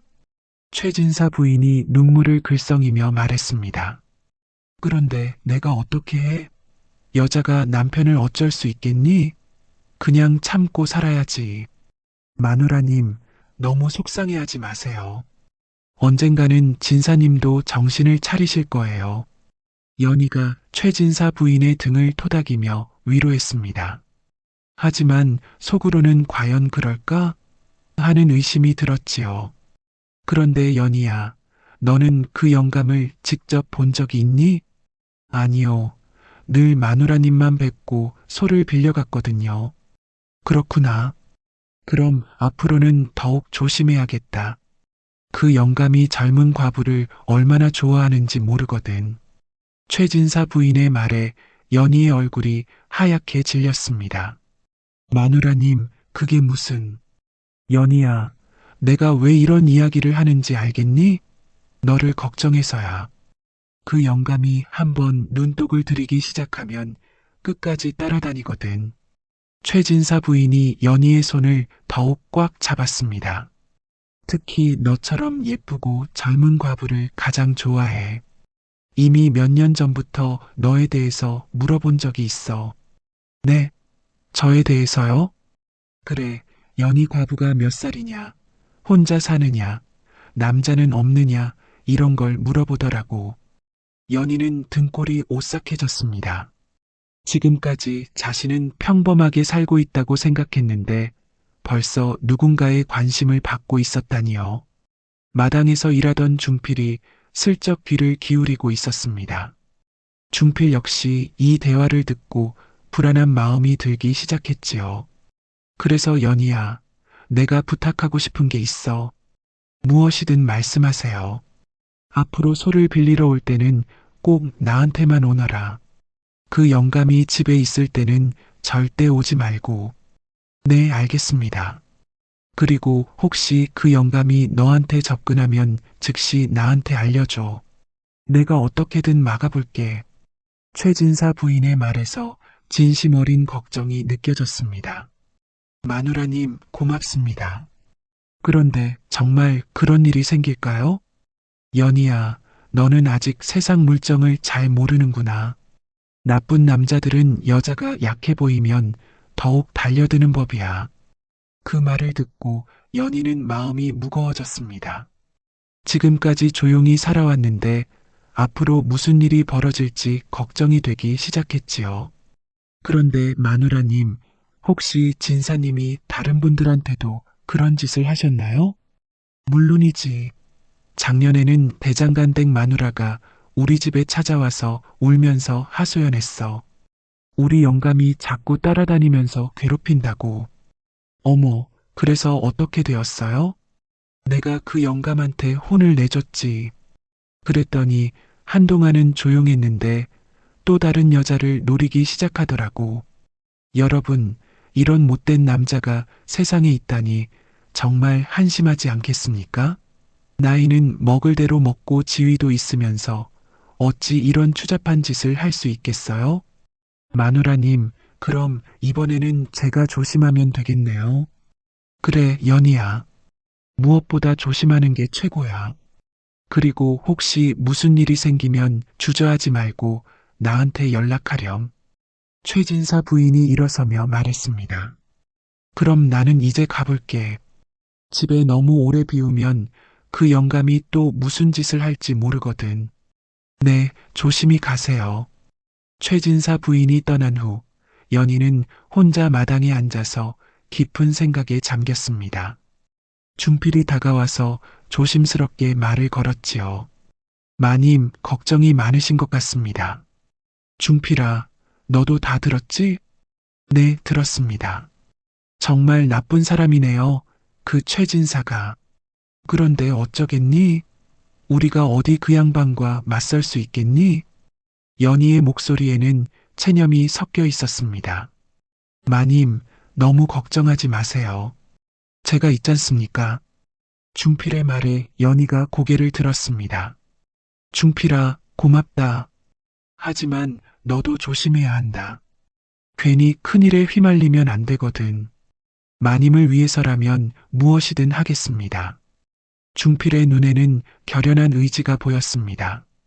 그 순간 연희는 가슴이 뭔가 따뜻해지는 것을 느꼈지요. 사흘 후 연희는 마음을 단단히 먹고 최진사 댁으로 소를 빌리러 갔습니다. 올해도 어쩔 수 없이 가야 했거든요. 중필이 함께 가겠다고 했지만 연희는 거절했답니다. 중필아, 내가 따라가면 오히려 이상하게 보일 것 같구나. 하지만 마님, 괜찮다. 마누라님이 계실 테니까. 연희는 깨끗한 치마 저고리를 입고 머리도 단정하게 빗었습니다. 그리고 작은 바구니에 직접 기른 배추를 담아서 들고 갔지요. 최진사 댁은 마을에서 가장 큰 집이었습니다. 기와집의 사랑채, 안채, 행랑채까지 갖춘 제법 큰 규모였지요. 대문도 소슬대문으로 되어 있어서 위풍당당해 보였답니다. 마누라님 계십니까? 대문 앞에서 연희가 목청을 높였습니다. 그런데 웬일인지 평소와 달리 아무 대답이 없었지요. 마누라님, 한 번 더 불렀지만 여전히 조용했습니다. 그때 안채에서 남자 목소리가 들려왔답니다. 누구요? 어이구, 이게 웬일입니까? 연희의 가슴이 덜컥 내려앉았지요. 분명 최진사의 목소리였거든요. 아, 그 연희라고 합니다. 소를 빌리러. 아, 과부 연희. 들어오시오. 최진사가 사랑채에서 나왔습니다. 연희는 고개를 숙이고 인사를 드렸지요. 마누라님은 어디 계시는지요? 친정에 갔소. 며칠 있어야 올 것이오. 그 순간 연희는 최진사의 시선을 느꼈습니다. 어이구, 그 눈빛이라는 게 정말 불쾌하기 짝이 없었답니다. 마치 호랑이가 꽁을 바라보는 것 같았지요. 최진사는 키가 크고 살집이 있는 편이었습니다. 수염을 기르고 있었는데 그것이 오히려 음흉해 보였지요. 옷차림은 번듯했지만 어딘가 기름기가 돌아서 싫은 느낌이 들었답니다. 허허허, 소문으로만 듣던 연희 과부를 이제야 직접 보는구려. 최진사가 연희의 주위를 한 바퀴 돌며 말했습니다. 연희는 그 행동이 너무 무례하다고 생각했지만 아무 말도 할 수 없었지요. 과부라고 하기에는 너무 젊어 보이는구만. 올해 나이가 어떻게 되지? 45입니다. 연희가 떨리는 목소리로 대답했습니다. 45? 허허, 나와 비슷하군. 그런데 홀로 사시느라 얼마나 외로우시겠소? 여러분, 이런 말을 처음 보는 과부에게 대뜸 던진다니요. 연희는 얼굴이 빨갛게 달아올랐답니다. 소만 빌려주시면 되겠습니다. 아, 소 말이요? 물론 빌려드리지. 그런데 혼자서 소를 끌고 갈 수 있겠소? 내가 도와드리면 어떨까? 최진사가 한 걸음 더 가까이 다가왔습니다. 연희는 본능적으로 뒤로 물러섰지요. 아니요, 괜찮습니다. 중필이가 기다리고 있어요. 중필이? 아, 그 머슴 말이요? 허허, 과부와 총각 머슴이 한 집에 산다니 참 재미있는 일이로군. 최진사의 말에는 음흉한 뉘앙스가 담겨 있었습니다. 무슨 말씀을. 아무 뜻 없소. 그냥 하는 말이니 기분 나쁘게 생각하지 마시오. 하지만 세상 사람들은 이런저런 말을 하지 않겠소? 연희는 최진사가 무엇을 암시하는지 알 수 있었습니다. 과부와 머슴이 함께 산다는 것에 대한 좋지 않은 소문을 퍼뜨리겠다는 협박이었지요. 저희는 그런 사이가 아닙니다. 물론 그렇겠지요. 하지만 남들이 어떻게 생각할지는 모르는 일 아니겠소? 최진사가 비실비실 웃으며 말했습니다. 연희는 더 이상 견딜 수가 없었지요. 그럼 소를, 물론이지, 가져가시오. 대신 조건이 있소. 조건이요? 다음에 소를 가져다 줄 때는 혼자 오시오. 그 머슴은 데려오지 말고. 왜 그래야 하는지요? 별다른 이유는 없소. 그냥 내가 그렇게 하고 싶어서. 혹시 싫으시면 다른 곳에서 소를 빌리시든지. 최진사의 말에는 강제성이 담겨 있었습니다. 연희는 아무 선택권이 없다는 것을 깨달았지요. 알겠습니다. 좋소.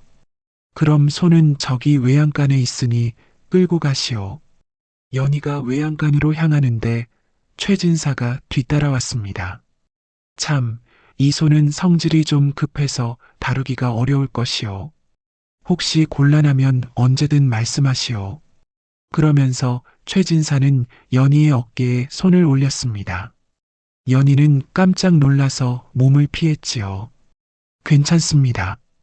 허허, 그렇게 놀라실 것 없소? 나는 친절하게 도와주려는 것 뿐인데. 하지만 최진사의 눈빛은 전혀 친절하지 않았습니다. 오히려 욕망으로 번들거리고 있었지요. 연희는 서둘러 소 고삐를 잡고 그 집을 빠져나왔습니다.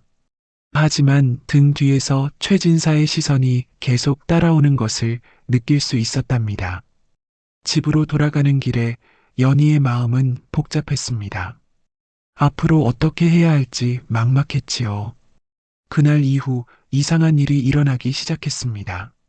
최진사가 연희 집에 자주 나타나기 시작한 것이지요.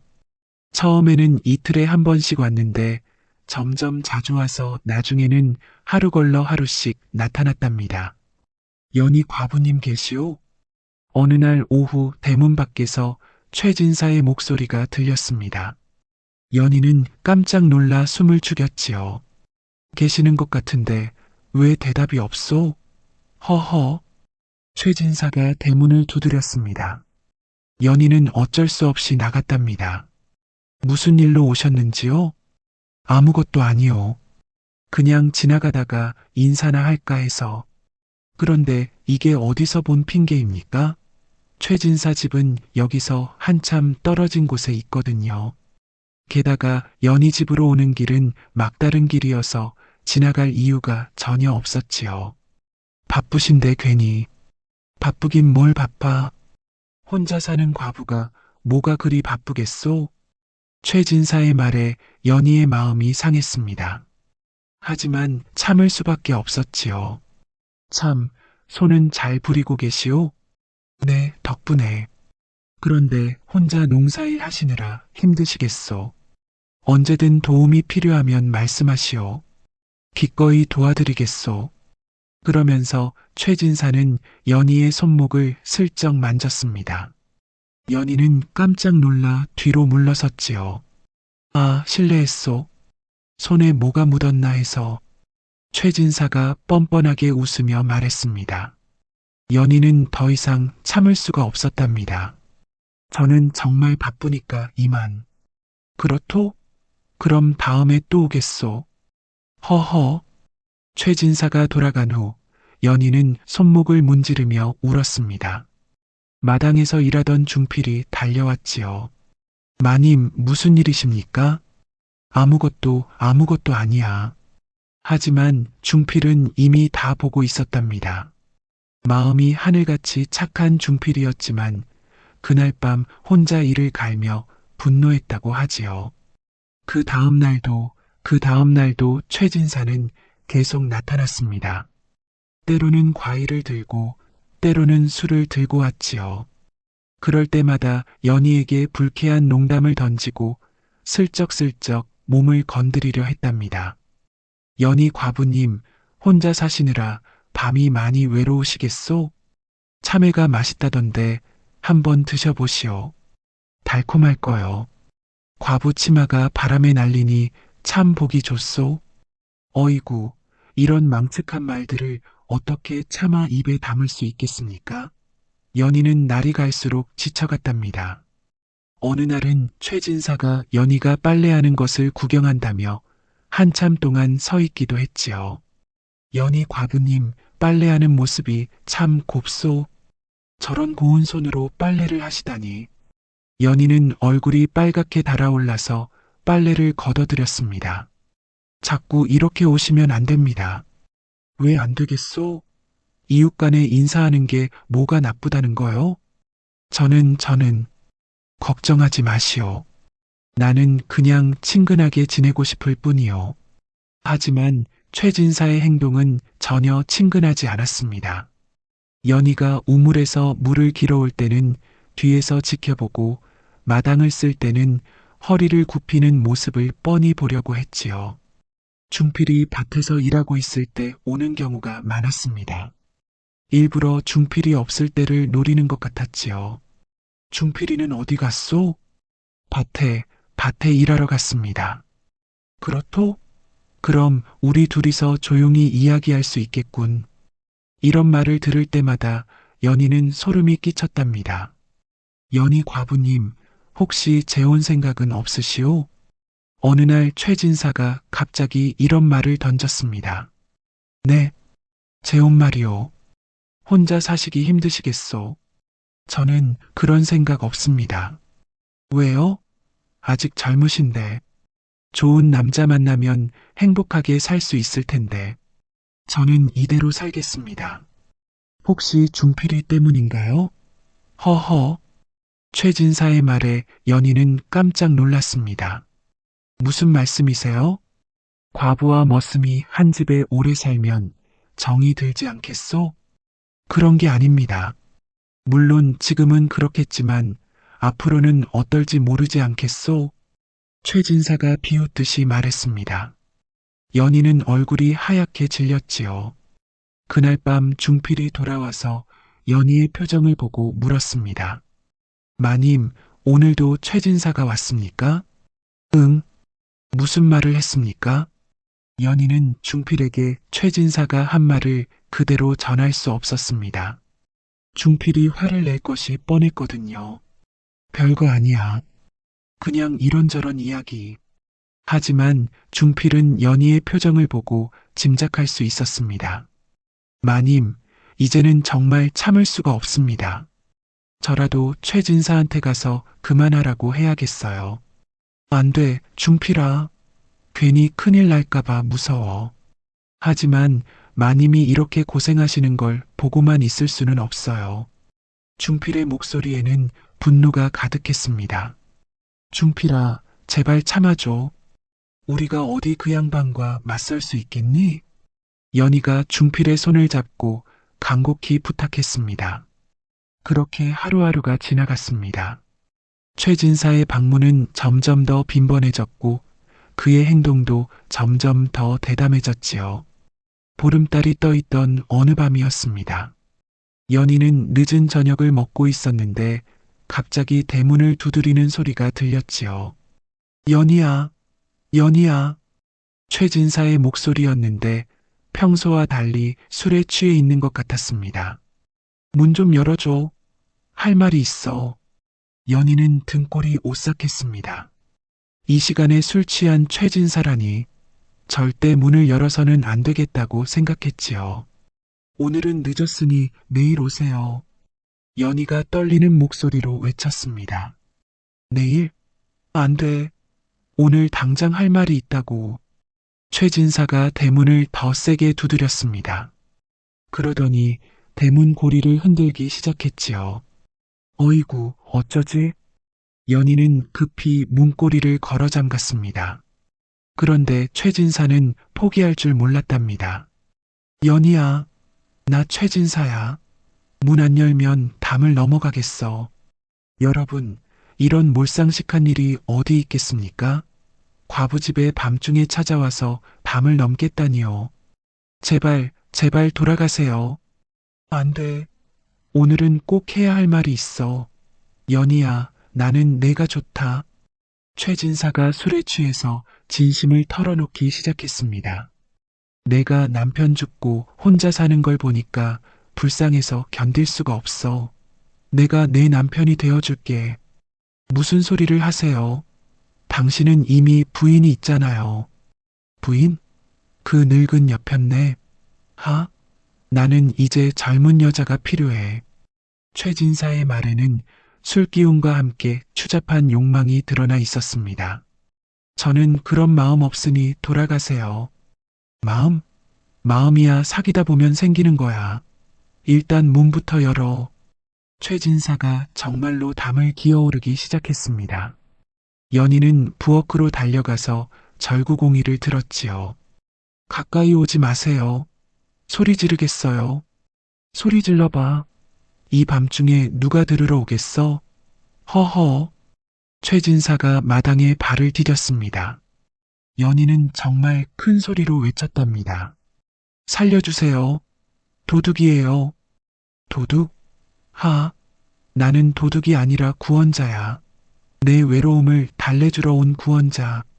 최진사가 비틀거리며 연희에게 다가왔습니다. 연희는 절구공이를 들고 뒤로 물러섰지요. 가까이 오지 마세요. 연희야, 무서워하지 마. 내가 널 해치려는 게 아니야. 사랑하려는 거야. 최진사의 입에서는 술 냄새와 함께 역겨운 말이 쏟아져 나왔습니다. 그 순간 대문 밖에서 발소리가 들렸습니다. 마님, 마님. 중필의 목소리였습니다. 연희는 눈물이 났지요. 중필아, 빨리 와.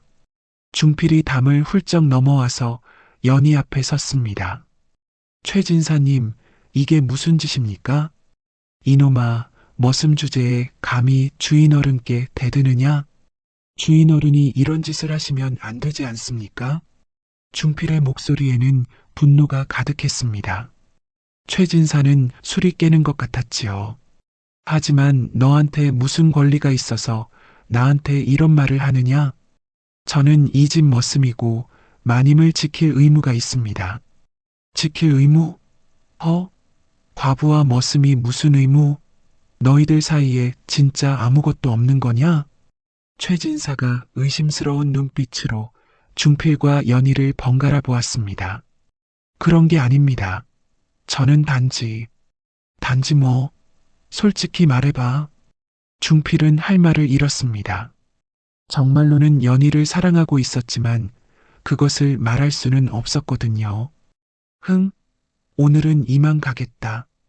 하지만 다음에는 이런 방해가 없을 것이야. 최진사가 중얼거리며 돌아갔습니다. 연희는 중필의 품에 안겨서 흐느꼈답니다. 고맙다, 중필아. 내가 아니었으면 어쩔 뻔했니? 마님, 이제는 더 이상 참을 수가 없습니다. 뭔가 대책을 세워야 해요. 중필의 마음속에 어떤 결심이 서고 있었답니다. 중필아, 괜한 일에 휘말리지 말거라. 마님을 이렇게 괴롭히는데 가만히 있을 수는 없어요. 그날 밤 중필은 잠을 이루지 못했습니다. 연희를 위해서 무엇을 해야 할지 계속 생각했지요. 다음 날 아침 연희는 중필에게 말했습니다. 중필아, 어젯밤 일 때문에 미안하다. 마님이 왜 미안해 하세요? 잘못한 건 최진사입니다. 하지만 내가 위험할 뻔했잖니. 마님을 위해서라면 위험도 무릅쓸 수 있어요. 중필의 말에 연희는 가슴이 뜨끔했습니다. 왜 중필이 자신을 위해 이렇게까지 하는지 알 것 같았거든요. 다음 날 새벽 중필은 연희에게 말했습니다. 마님, 저는 마을에 좀 다녀오겠습니다. 어디 가는 거니? 마을 사람들과 상의할 일이 있어요. 최진사를 그냥 둘 수는 없습니다. 연희는 걱정스러웠지요. 중필아, 괜한 일에 휘말리지 말거라. 우리가 어디 그 양반과 맞설 수 있겠니? 마님, 지금까지 참아온 게 벌써 너무 많습니다. 이제는 다른 방법을 찾아야 해요. 중필이 나간 후 연희는 혼자 마당에 앉아 한숨을 쉬었습니다. 그런데 얼마 후 뜻밖의 손님이 찾아왔지요. 연희야, 최진사 부인이었습니다. 그런데 얼굴이 말이 아니었답니다. 마누라님, 무슨 일이세요? 연희야, 우리 영감이 어젯밤에 또 무슨 짓을 했다면서? 그게 다 들었어. 밤중에 내 집에 찾아가서 난리를 피웠다면서? 어이구, 나는 정말 죽고 싶다. 최진사 부인이 연희의 손을 잡고 울었습니다. 정말 미안해, 연희야.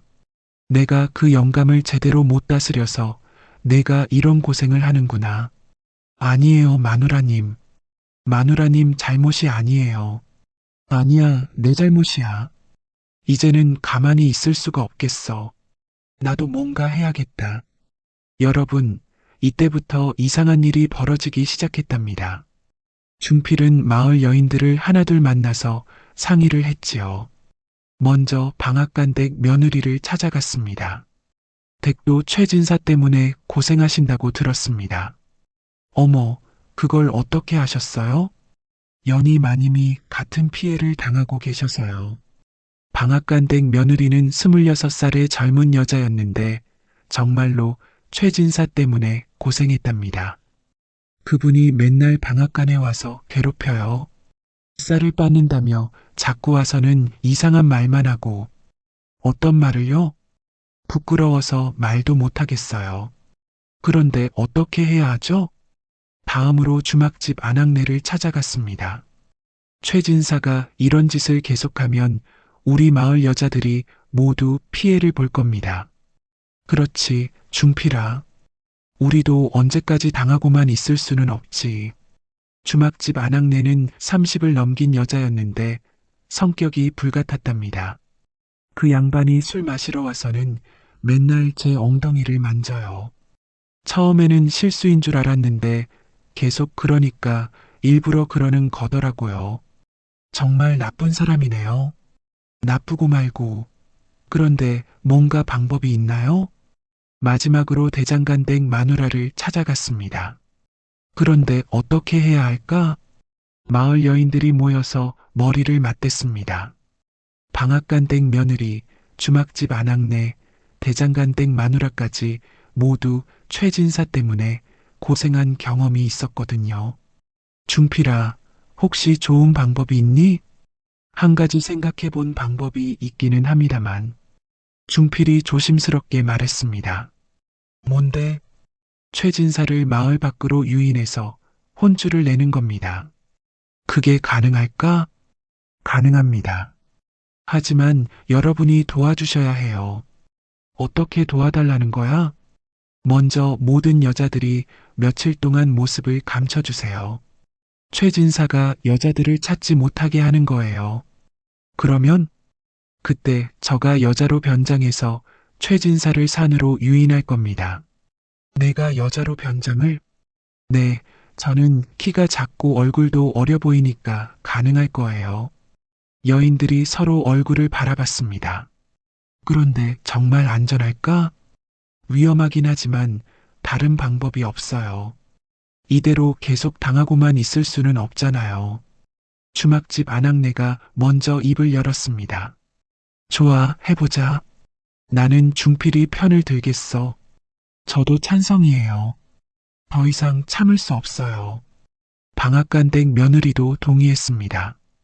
그럼 저도 우리 모두 힘을 합쳐봐요. 대장간댁 마누라도 고개를 끄덕였지요. 그렇게 해서 비밀스러운 계획이 세워지기 시작했답니다. 그런데 구체적으로 어떻게 할 건가요? 먼저 3일 동안 모든 여자들이 집 밖으로 나오지 마세요. 친정에 갔다거나 시장에 갔다거나 핑계를 대고요. 그러면 최진사가 여자들을 찾아다니겠네요? 네, 그럴 거예요. 그러다가 마지막에 연희 마님 집에 갈 텐데 그때 저가 미리 가짜 편지를 놔둘 거예요.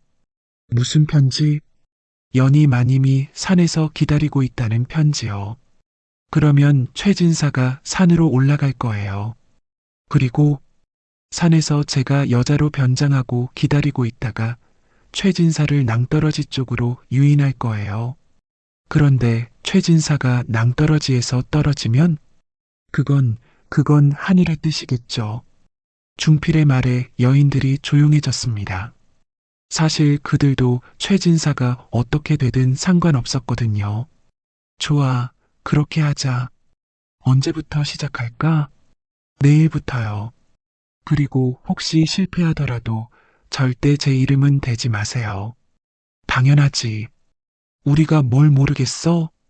이렇게 해서 마을 여인들의 연대가 시작되었답니다.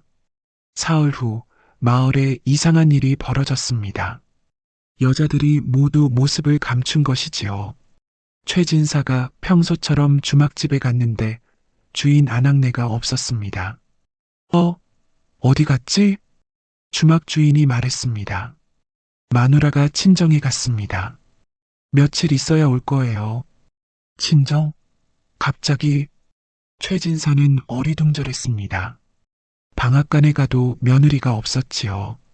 며느리는 어디 갔소? 아, 시장에 갔어요. 오늘은 장날이라서요. 시장? 이상하네. 대장간에 가도 마누라가 없었습니다. 마누라는 친척 집에 갔어요. 급한 일이 있다고 해서요. 최진사는 점점 이상해졌습니다. 하루 이틀도 아니고 모든 여자들이 동시에 사라진 것이지요. 이상하네, 모두 어디 간 거야? 그러다가 연희 집 쪽으로 발길을 돌렸지요. 연희는 있겠지? 그런데 연희 집 대문 앞에 이상한 쪽지가 붙어 있었답니다. 최진사님께 산 너머 폭포 옆에서 기다리고 있겠습니다. 혼자 오세요. 연희. 어이구, 이게 무슨 일입니까? 최진사의 눈이 번쩍 뜨였지요. 허허, 드디어 연희가 마음을 바꾼 모양이군. 최진사는 기뻐하며 집으로 돌아가서 몸단장을 했습니다. 좋은 옷으로 갈아입고 향수까지 뿌렸지요. 오늘 밤이 바로 그날이로군. 최진사가 콧노래를 부르며 산길로 향했습니다. 그런데 여러분, 이 쪽지를 누가 썼는지 아시겠습니까? 바로 중필이 연희의 글씨를 흉내내서 쓴 것이었답니다. 중필은 미리 산으로 올라가서 준비를 했지요. 그것도 여자 옷을 입고 말입니다. 어머나, 중필이가 치마를 입다니. 마을 여인들이 중필을 도와서 여자로 변장시켰답니다. 잠옷으로 얼굴을 가리고 치마를 입히고 연희와 비슷한 키로 보이게 했지요. 목소리는 어떻게 하죠?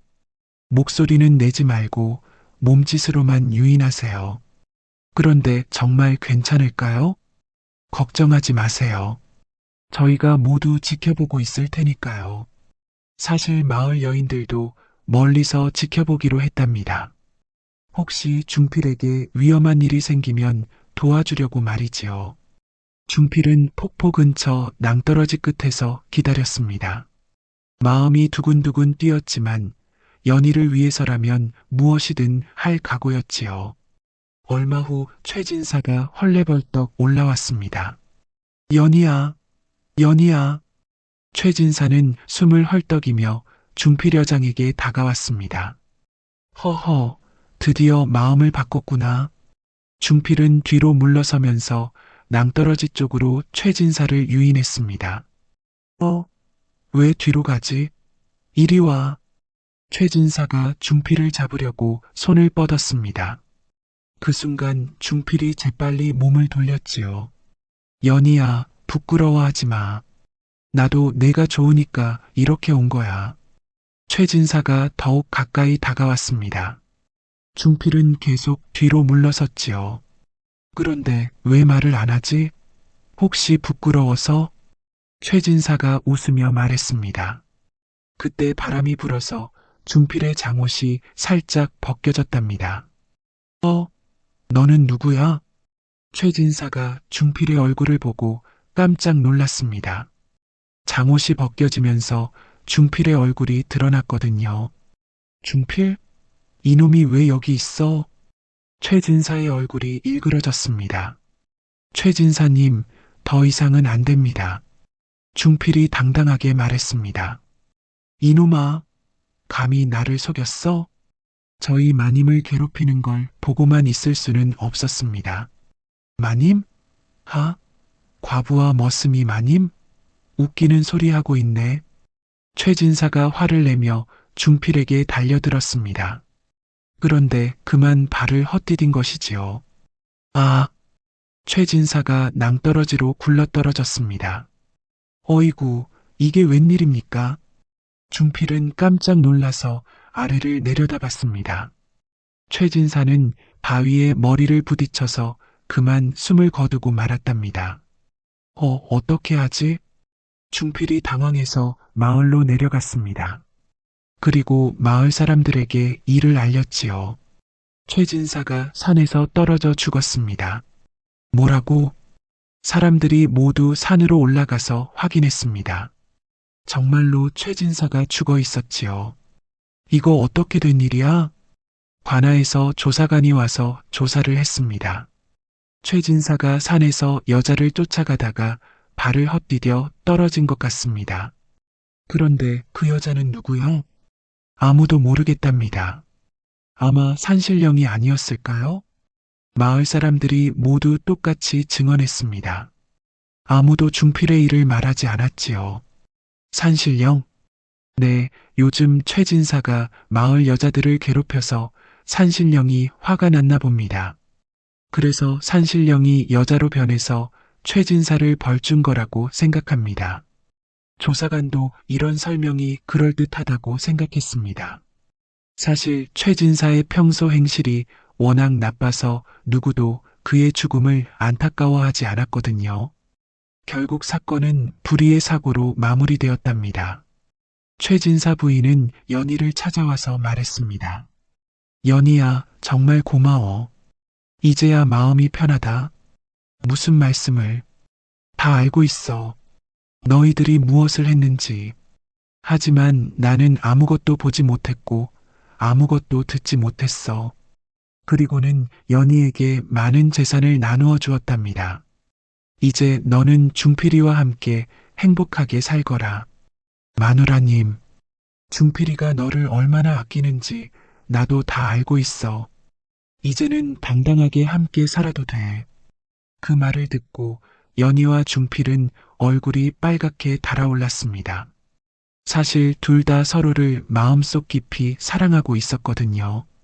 마님, 저는, 중필아, 나도. 두 사람이 마주보며 어색해했습니다. 그때 최진사 부인이 웃으며 말했지요. 어이구, 이 답답한 사람들. 언제까지 그렇게 눈치만 볼 거야? 마누라님, 저희는 뭘 부끄러워해? 서로 사랑하는 게 뭐가 잘못이야? 최진사 부인의 격려에 연희와 중필은 드디어 마음을 열었습니다. 마님, 저는 오래전부터 마님을 사랑했습니다. 중필아, 나도 너를 보면 가슴이 따뜻해졌어. 얼마 후 연희와 중필은 마을 사람들의 축복 속에서 혼례를 올렸습니다. 더 이상 가난한 과부와 머슴이 아니라 마을에서 인정받는 부부가 된 것이지요. 혼례식에는 마을 사람들이 모두 참석했습니다. 특히 방앗간댁 며느리, 주막집 아낙네, 대장간댁 마누라는 진심으로 기뻐했지요. 연희 언니 정말 축하해요. 중필 오빠도 축하해요. 이제 우리 모두 편안하게 살 수 있겠네요. 마을 여인들도 모두 편안해졌습니다. 이제 더 이상 최진사를 무서워할 필요가 없었거든요. 연희와 중필의 첫날 밤, 두 사람은 서로의 마음을 진솔하게 나누었습니다. 중필아, 고마워. 나를 위해서 그런 위험한 일까지 해줘서. 마님, 아니, 이제는 마누라라고 불러야겠네요. 마누라를 사랑하니까 당연한 일이었어요. 그런데 무서웠지? 최진사가 발견했을 때 무서웠지만 마누라를 지켜야겠다는 생각뿐이었어요. 두 사람은 행복했습니다. 오랜 시간 서로를 바라보며 키워온 사랑이 드디어 결실을 맺은 것이지요. 그리고 마을에는 평화가 찾아왔습니다. 여자들은 더 이상 무서워하지 않고 밖으로 나올 수 있었고, 남자들도 안심하고 일을 할 수 있었지요. 최진사 부인은 홀로 살게 되었지만 오히려 마음이 편안했습니다. 이제 남편의 못된 행동 때문에 부끄러워할 필요가 없었거든요. 정말 홀가분하다. 이제야 자유로워진 기분이야. 마을 사람들도 최진사 부인을 동정하고 도와주었습니다. 사실 그녀도 피해자였다는 것을 모두 알고 있었거든요. 여러분, 이 이야기를 들으시고 어떤 생각이 드십니까? 세상에는 악한 사람도 있고 착한 사람도 있다고 하지 않겠습니까? 그런데 착한 사람들이 힘을 합치면 악한 사람도 이길 수 있다는 게 이 이야기의 교훈이랍니다. 연희 혼자서는 최진사를 어쩔 수가 없었지요. 하지만 중필과 마을 여인들이 모두 힘을 합쳐서 도와주니까 마침내 문제가 해결되었답니다.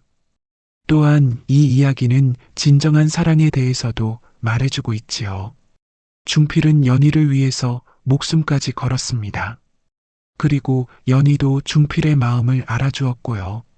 사랑이라는 게 그런 것이 아니겠습니까? 상대방을 위해서 자신을 희생할 수 있는 마음, 그게 바로 진정한 사랑이라고 할 수 있겠지요. 그리고 이 이야기에서 가장 중요한 것은 여성들의 연대입니다. 연희, 최진사 부인, 방앗간댁 며느리, 주막집 아낙네, 대장간댁 마누라가 모두 힘을 합쳐서 악한 남자에게 맞섰지요. 여러분, 세상살이가 힘들 때는 혼자서만 해결하려고 하지 마십시오. 주변에 도와줄 사람들이 반드시 있을 것입니다. 그리고 그 사람들과 함께 힘을 합치면 어떤 어려움도 이겨낼 수 있답니다. 특히 여자들은 서로 도와야 합니다. 나쁜 남자가 한 여자를 괴롭히면 다른 여자들이 나서서 도와줘야 하는 것이지요. 그래야 모두가 안전하게 살 수 있거든요. 허허허, 옛말에 여럿이 힘을 합치면 하늘도 이긴다고 하지 않았습니까? 이 이야기가 바로 그 말의 산 증거라고 하겠습니다. 그리고 무엇보다도 악한 일을 저지르는 사람은 결국 그 대가를 치르게 된다는 것도 잊지 마십시오. 최진사처럼 남을 괴롭히고 못된 짓을 하는 사람은 언젠가는 벌을 받게 마련이거든요. 하늘이 보고 있다고 하지 않겠습니까? 착한 일을 하면 복을 받고 나쁜 일을 하면 벌을 받는 것이 세상의 이치입니다. 반대로 연희와 중필처럼 착하게 살고 서로 도우며 사는 사람들은 결국 행복을 찾게 된답니다. 비록 힘들고 어려운 시간이 있더라도 끝까지 선량한 마음을 잃지 않으면 반드시 좋은 결과가 따라오는 것이지요. 또한 이 이야기는 신분의 차이도 중요하지 않다는 것을 보여줍니다. 연희는 과부였고 중필은 머슴이었지만 서로를 진심으로 사랑했기 때문에 행복한 부부가 될 수 있었지요. 세상에는 양반, 상민, 노비 같은 신분의 차이가 있지만 사랑 앞에서는 그런 것이 중요하지 않다는 교훈을 주고 있습니다. 그리고 여자라고 해서 항상 약한 것은 아니라는 것도 이 이야기의 중요한 메시지입니다. 연희를 비롯한 마을 여인들이 힘을 합쳐서 악한 남자를 물리쳤지 않습니까? 여자들도 지혜롭게 계획을 세우고 용기를 내면 못할 일이 없다는 것을 보여주고 있지요. 어이구, 이 늙은이가 너무 길게 이야기했네요. 하지만 이런 좋은 이야기는 여러 번 들어도 지루하지 않다고 하지 않겠습니까? 여러분도 세상을 살아가시면서 이 이야기를 기억하시기 바랍니다. 악한 일은 하지 말고 어려운 사람이 있으면 도와주고 진정으로 사랑하는 사람이 있으면 그 사랑을 소중히 여기시기 바라겠습니다. 그리고 혼자 힘으로 안 되는 일이 있으면 주변 사람들과 힘을 합치십시오. 혼자서는 약하지만 여럿이 힘을 합치면 강해질 수 있거든요. 특히 여자분들은 서로 돕고 연대하는 마음을 잊지 마십시오. 그래야 모두가 안전하고 행복하게 살 수 있답니다. 마지막으로 사랑하는 마음을 부끄러워하지 마십시오. 진정한 사랑은 세상에서 가장 아름다운 것이거든요.